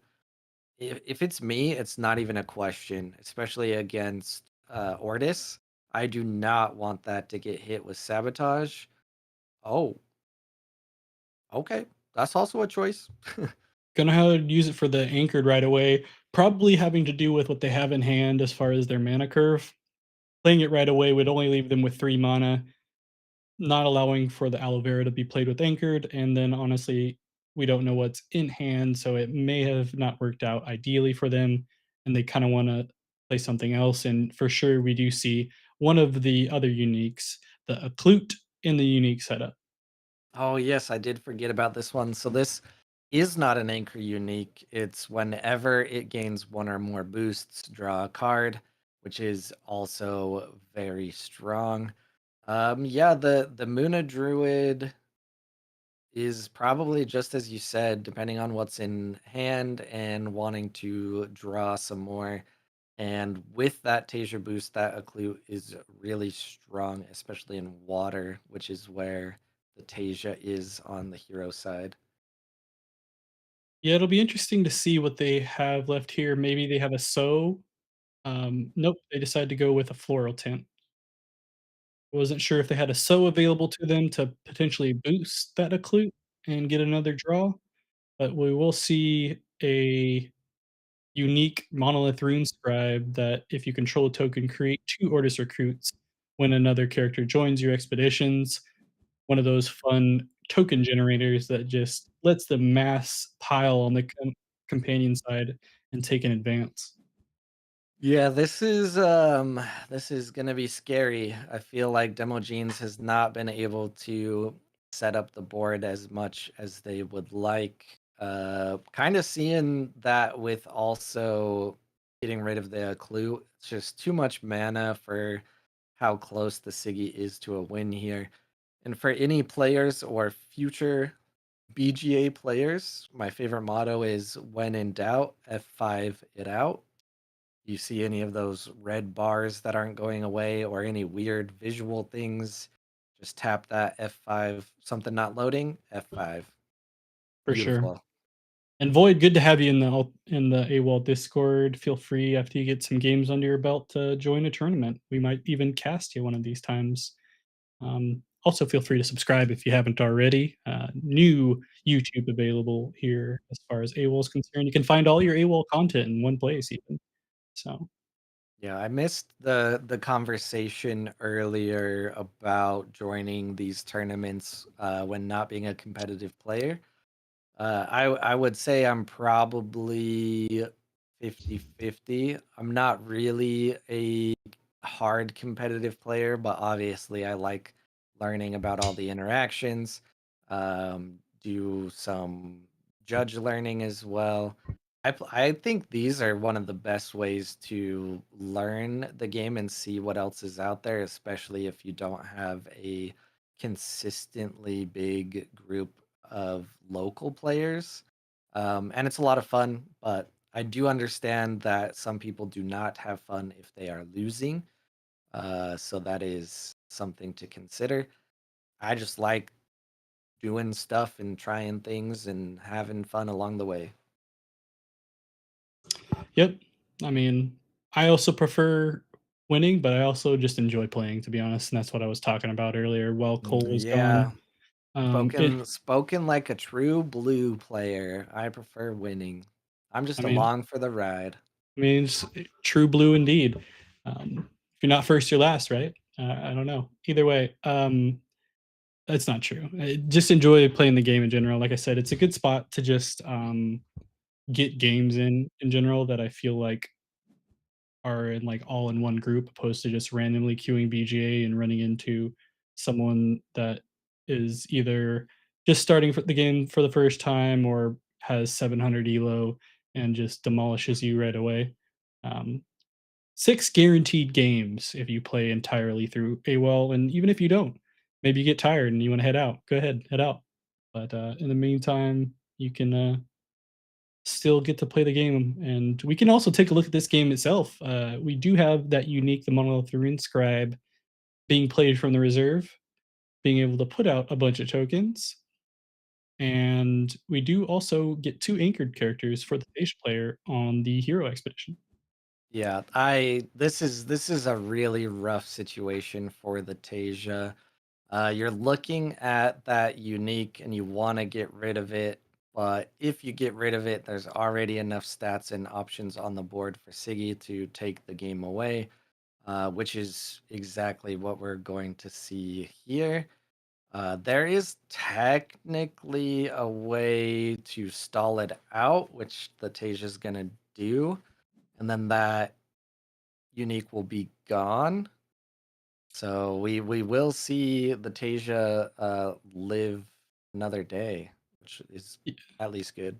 And we do get to see one of the funner cards, I think, of Trial by Frost and the Moon is set up here of Saskia the Sly Naturalist, being able to give 2 boosts to a character in the, forest setup here and be able to keep the game going on a little bit longer while keeping some stuff on the board. Yeah, I've begun testing with Saskia, still kind of torn between the rare or the common, just depending on what type of deck I want to end up with, but it did kind of save the day here. And yeah, I mean, there's good stats on the board for the Tasia. There's still a lot of options for the Siggy though. The discard is not too heavy, and you see two uniques already down for the Tasia. So interesting time. Yeah, at least the Tasia can rely on the fact that they do get 2 resupplies here, and they'll see all of their sneezer shrooms at this point. They just have a grove of fungus hanging out in the Oh, reserve. they just Uh, wanted to stop by to celebrate season 2 of The Last of Us. yeah, there you go. Hopefully, we won't see any type of other zombie-like characters coming after us in the meantime, but for the Tasia, they are at least only 1 behind on the Tumult, giving the opportunity to go 2-0 and take the game, even despite the Sigismar's early lead, so it'll be entirely up to both characters as far as what's in hand at this point and see who can play what. Yeah, if this goes to, I mean, that's not too scary of a spy right now, so it's not a big hit. But if this goes to arena, due to some reason or another, the Tasia is gonna come out on top. But never count out a bunch of tokens and a charge from an Ortis player in arena. Yeah, they're pretty limited at this point. They only have 1 card left in hand, and they're gonna go ahead and play the Sandman to get that water stat up, but plenty of mana left for the Tasia player, and we may be looking at a comeback in the final round of the Swiss of this tournament. Yeah, gotta wonder what we have in hand here. Ooh, it's an aloe. Let's see. That Oh, this it's gonna come down to what this last card is for the Siggy.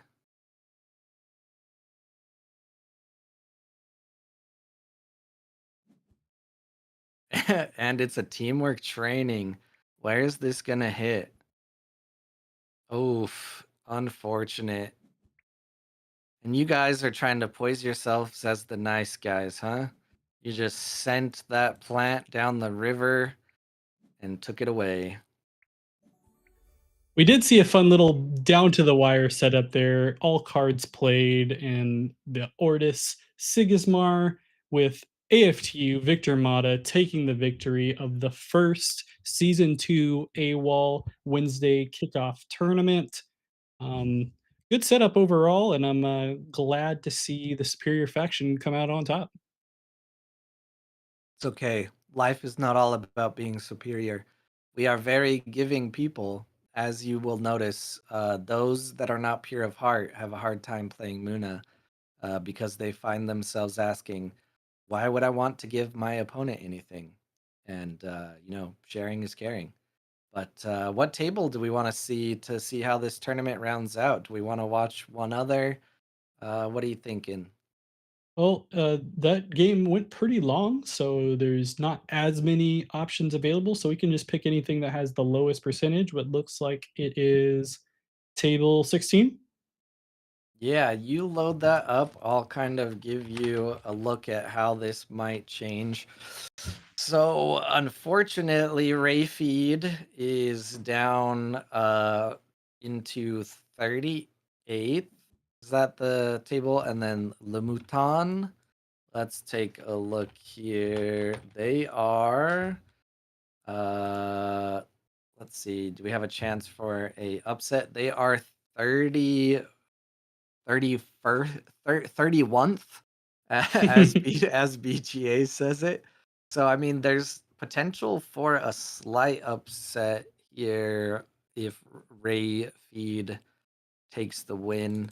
I am very bad at how top 16s lay out. I don't think either of these are in contention for that, but a Rin versus Siggy is interesting either way. And some fun uniques for the Sigismar player as well. A Haven Warrior at 2 costs from hand and 3 costs from reserve.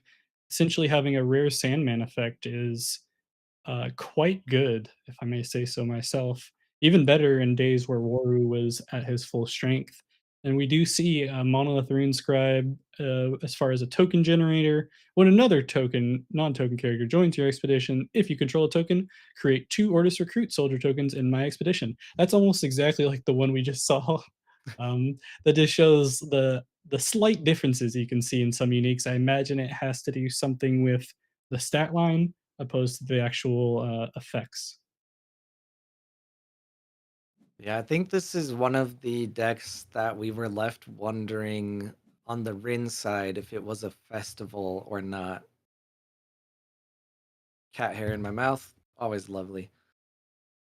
Animal hair in general is a joy because it means you have a pet. Right now, as we're going into the game, though, after talking about those great uniques, not too much to go off of yet. I mean, the Rin does have some stuff left out, doing pretty well, but nothing too hard to maneuver for a Siggy. Okay, Simon, what's, the difference in yours as far as what's going on there? I just thought it was really good for having it at 2 costs for that type of sleep effect as far as the Haven Warrior is concerned. But, we do see the Scribe coming out right away. I imagine that's not a surprise being able to just set up the token generation as much as possible, especially on the aloe vera side. They're going to try to compete on water, it looks like, to stop the aloe vera from taking the water only point portion of the tumult. Yeah, if you're just looking at what we have here and general cards that each player could have, the hero side is looking very good for the Rin, being heavily stacked towards nature. And I wouldn't count the Rin out for water either. The Siggy for water on the companion side comes down to if they run frog or not. Uh, but also there is that unique still in reserve and troopers. What do they got in discard? They got one trooper, one Baba Yaga. I mean even a Baba Yaga here, so it'll be interesting to see where the Siggy goes to contest. Yeah, honestly surprised that we haven't seen the Rin do a little bit better in the tournament thus far. I thought they had a fairly decent deck when we watched them earlier, but maybe the new metas with Trial by Frost haven't been as kind and they're just trying to test out some other stuff. But yeah, Simon, I saw the card and it does look pretty sweet as far as like additional stats. And realistically, the only other downside is that it requires a token. But if you're playing Sigismar, that's never really a problem. Yeah. The to anyone who was able to watch Monday or play in Monday, how do you feel the variety on Monday compares to what you've seen tonight? I know some of the top decks we've seen tonight kind of mirror what we saw on Monday, where it's not too much of a change in cards, but not too far down the list. We've seen a lot of variation and a lot of new stuff coming out. I'm very interested where that Basira ended up at the end of the night. Yeah, definitely. And honestly, surprised to not see an Aphanis in the top table like we saw on the Monday setup. But still pleasantly surprised to see that Sigismar and Tasia matchup go down to the wire, if you will. Yeah. And once again, this table we're watching right now is getting very dangerous into bad time zone. Lemouton, the Canadian player, only has a minute 49, while Ray Feed has over 6 minutes. And a lot of the time tonight, we've seen where the player that's low on time is the one winning. But in this case, if it keeps up, with how far away they are. It's not a good place to be. Yeah, we're seeing the Sigismar take advantage of the token generation, but we do see the Rin player just able to stack up there and still win on the companion side and get the double advance with the help of the fanciful winter outfits, just like our outfits we're wearing right now. Quick switch. Huh. Anyway, back to the gameplay. Um, Yeah, that was a beautiful play to get the double move. And the reserve is very stacked for the Rin now is really the only downside, having to get rid of a lot of that, but yeah, very good position tumult wise. yeah. They basically sacrificed quite a few cards resource-wise to get ahead and not let the Sigismard take a one-for-one on the day, but in the meantime, they do still get the draw here. I'll be curious to see if they decide to mana or not, or if they're just gonna rely on the aloe vera to potentially help resupply on the next day. Yeah. If I'm playing Tasia, I don't mana here, but they do mana. I think this really is not a festival deck, which is very interesting. We haven't seen any of the uniques yet, but if as long as this is the same deck, same player, they have a lot of uniques that are around sleeping.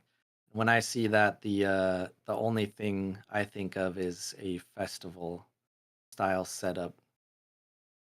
Yeah, it does feel like that, especially when we saw it earlier, but who knows at this point.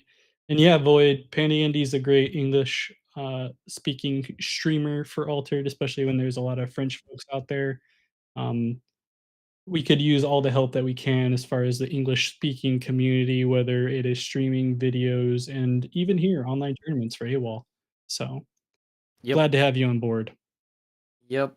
If you are new getting into the game and you like watching altered content, definitely make sure you have the content sharing channel viewable in the main altered Discord, and you'll see anyone that posts there. Saw some earlier chat about different decks. Few Rins early round. Pandy was there, played against 5 Sigismar and 1 Ephonis. So I think from what I've seen and what I've heard, my theory of the metas being different in NA versus EU is still pretty solid, but the Rin's out of cards. Out of cards, out of things to do, plenty left for the Sigismar player. All they have to do is stop them in the companion side to prevent them from going adjacent. They may not have it though. They could at least sleep the aloe vera if they wanted to, as far as stats, with their Haven Warrior unique that we mentioned earlier. But looks like they're just going to sleep it anyway with the Sandman instead. Yeah, not too terrible for the Rin with how far ahead they are, and then keeping the aloe around is going to resupply some more. As for tournament standings and points, yes, it is always good Whoa. to not count if you're top 16 or not based on win record until the tournament is fully finished. Because how tiebreakers work in a Swiss BGA tournament is first, it's going to give you points for players that you played against and how strong they were. And then second, it's going to go by your in-game elo. So it is very possible for you to have the same record as people in top 16, but get pushed out because of those tiebreakers. Uh, I'm not sure if all Yeah, of that the people can see the tiebreakers. Yeah, it's the reason why I didn't get top 8 as an Itzadi opposed to 11th at one point. I thought I was top 8, and then it switched over really quick at the end of the day. But yeah, Ortis misplay there. They had the option to play that Alchemist from reserve to prevent to at least block the Rin and Orchid on the companion side with one more stat in Forest and prevent the Rin and Orchid ability from going off as well. But they decided not to play it for some reason, especially with an overloaded reserve at the end of the day. So a bit of a misplay there. They could be tied at the moment, but instead, the Rin and Orchid is at least for the time being, ahead on the tumult. Yeah, and I'll be the I guess I'm the freaking time guy from here on out, but if you look down at that clock, it might not matter what is actually played here if we reach end of time in the game. Rayfeed will automatically win. Yeah, especially since it doesn't seem like they're prioritizing the idea of moving quickly at this point for either player. Not that this has a lot of implications on final standings, I don't believe, but either way, we'll see how it goes. Yep. We d As for names on YouTube, pro tip, you can have more than one YouTube connected to the same email. And I like to separate my emails by what I'm watching. So if you see me typing in chat here, this is my TCG account. And then my other account is more video game based. And I tried the best I can to watch certain things on each one. So I tailor my algorithm. And then yeah. you don't have to worry about your real name either. Yeah, and he uses his 3rd one to tailor towards the trampoline jumping videos that he prefers to watch on YouTube, so No, naked yoga is oh, my is that third. So is close. that an actual thing on YouTube? I didn't even know that. Thanks for the hot tip. You, Anyway, you won't believe me, but I have heard it is, but have not looked it up. So yeah. you be my guest. Did a friend tell you? No, I could get deep into it, but we're here We're in a game. yeah, okay. That's Oh, probably a where good idea. another aloe is gonna get slept. Or wait, no, that was from reserve. That was from reserve, unfortunately. But Yeah, it doesn't seem like so it's gonna matter because the Rin Orchid will still advance on the other stats opposed to Mountain, and it ended up mattering far as, that misplay earlier. Instead of a tiebreaker, we could be looking at an automatic win for the Sigismar, and honestly, we may not even get this tiebreaker based off of BGA rules. yeah, that time is looking really scary here. See. Ooh, Sigismar has more cards, but it's gonna be a shame if they lose to time. Yeah, do we know if because we are over at this point, aren't we? So I we used to think it was if the game goes 5 minutes over 30, then it just auto ends. We have seen some weird circumstances where that didn't happen, and I haven't quite figured it out yet. But in general, that is probably the case, and we're getting very, very close to that if you add the times together. Yeah, Void, the trampoline and hot tubs while sleeping channels, those are the hot ones to get into.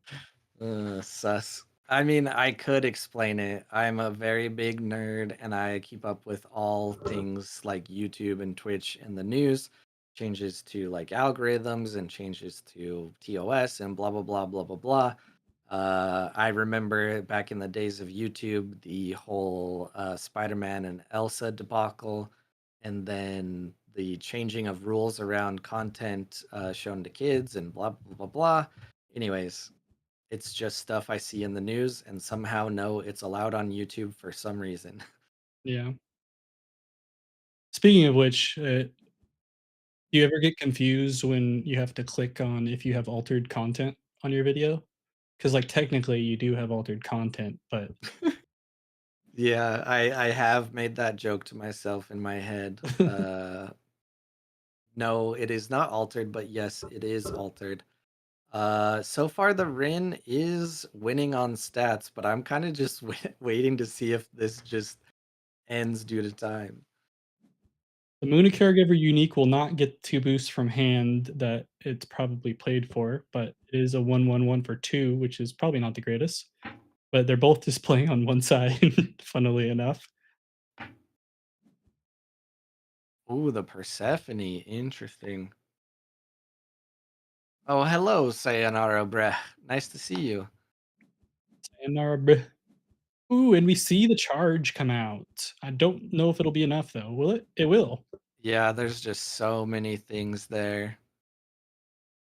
It would be funny if They forgot to close it out and then lost due to time. Yeah. Oh, yeah, that was dangerously close. So if we take a look at the total game duration, it says it was 32 minutes, Okay. which is pretty in hand with what we're thinking because Rayfeed had 2 minutes left.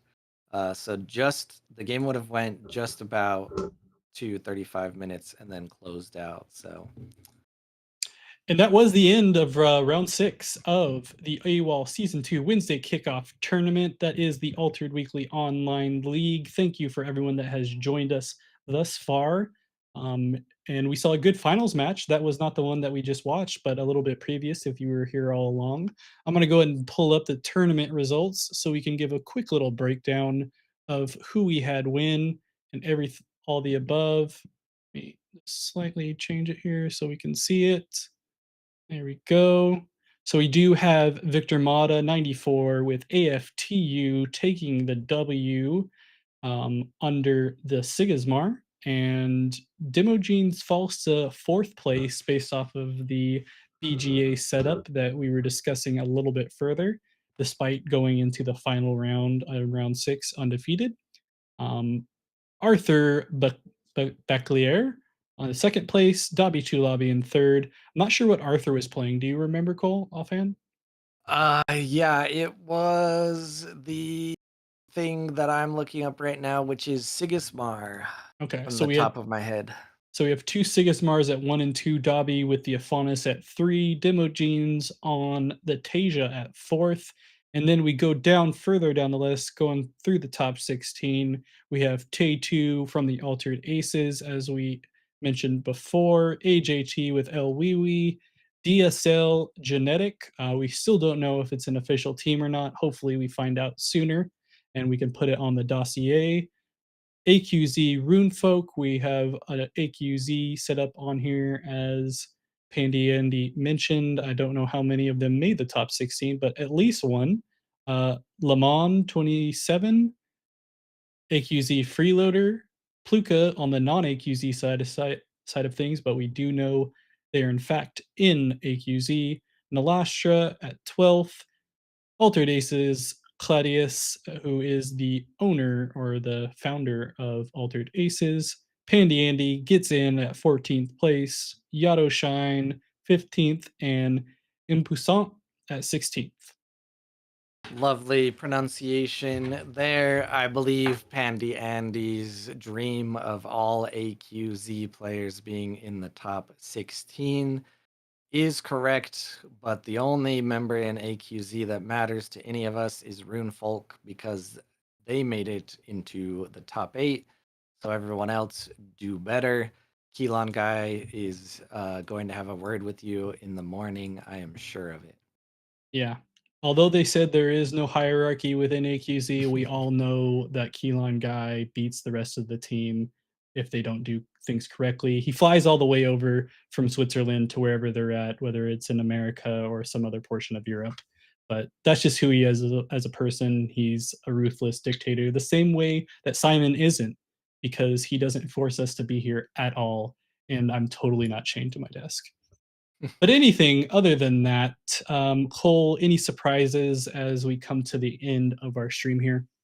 Yeah, I would love to spend some time looking at the deck lists from Monday compared to today and see if our over the top views are what we think they are, being that there was a lot more trial by frost here on the Wednesday event. The Rin that we got to watch a little bit was really interesting, and of course, saw some lovely Tasia decks. I would like to see the Siggy and Afanis players do a little bit more work on the decks to bring out some surprises, but you know, if your main goal is to be competitive, I guess what they say is if it ain't broke, don't fix it. But new cards are fun, and seeing new things is always exciting. Basira also. I'm ready for some Basira stuff happening.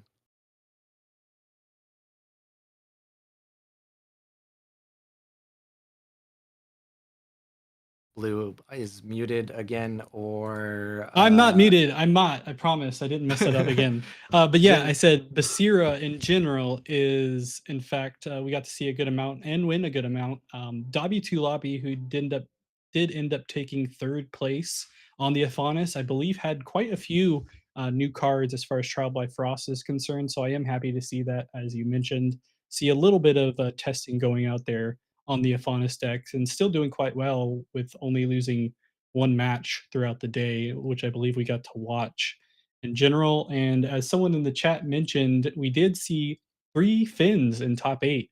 So it's good to see Finn come back a little bit for a bit there at the end of Beyond the Gates and season one. Finn kind of disappeared and we saw a lot more into Venka, but a good start of the season for Finn, similar to Beyond the Gates. Hopefully, it's able to carry over throughout the entire season.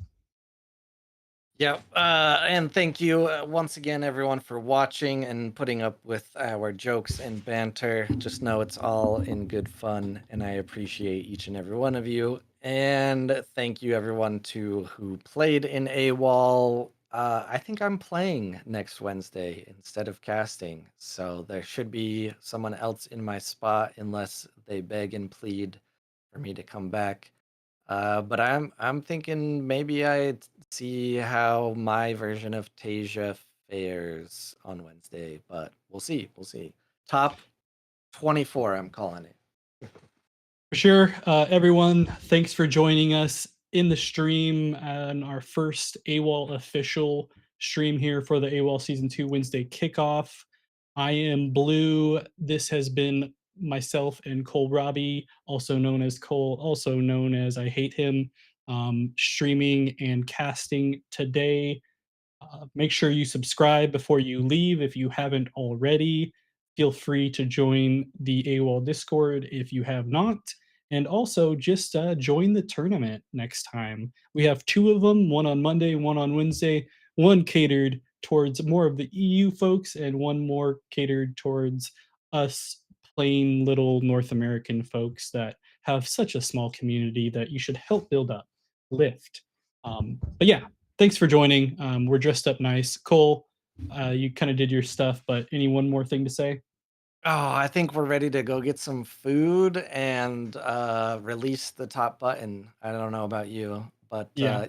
we both have YouTubes. If you want more altered content in English, we do provide that.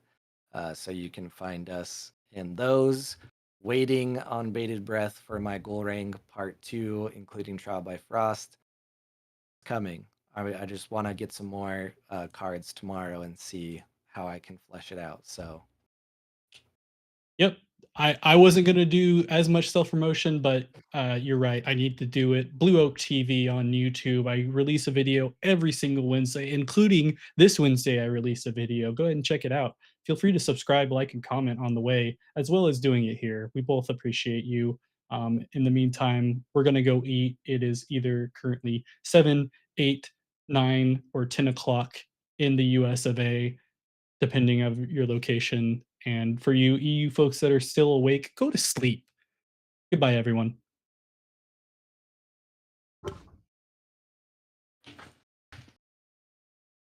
oh boy, And we're done. that was beautiful.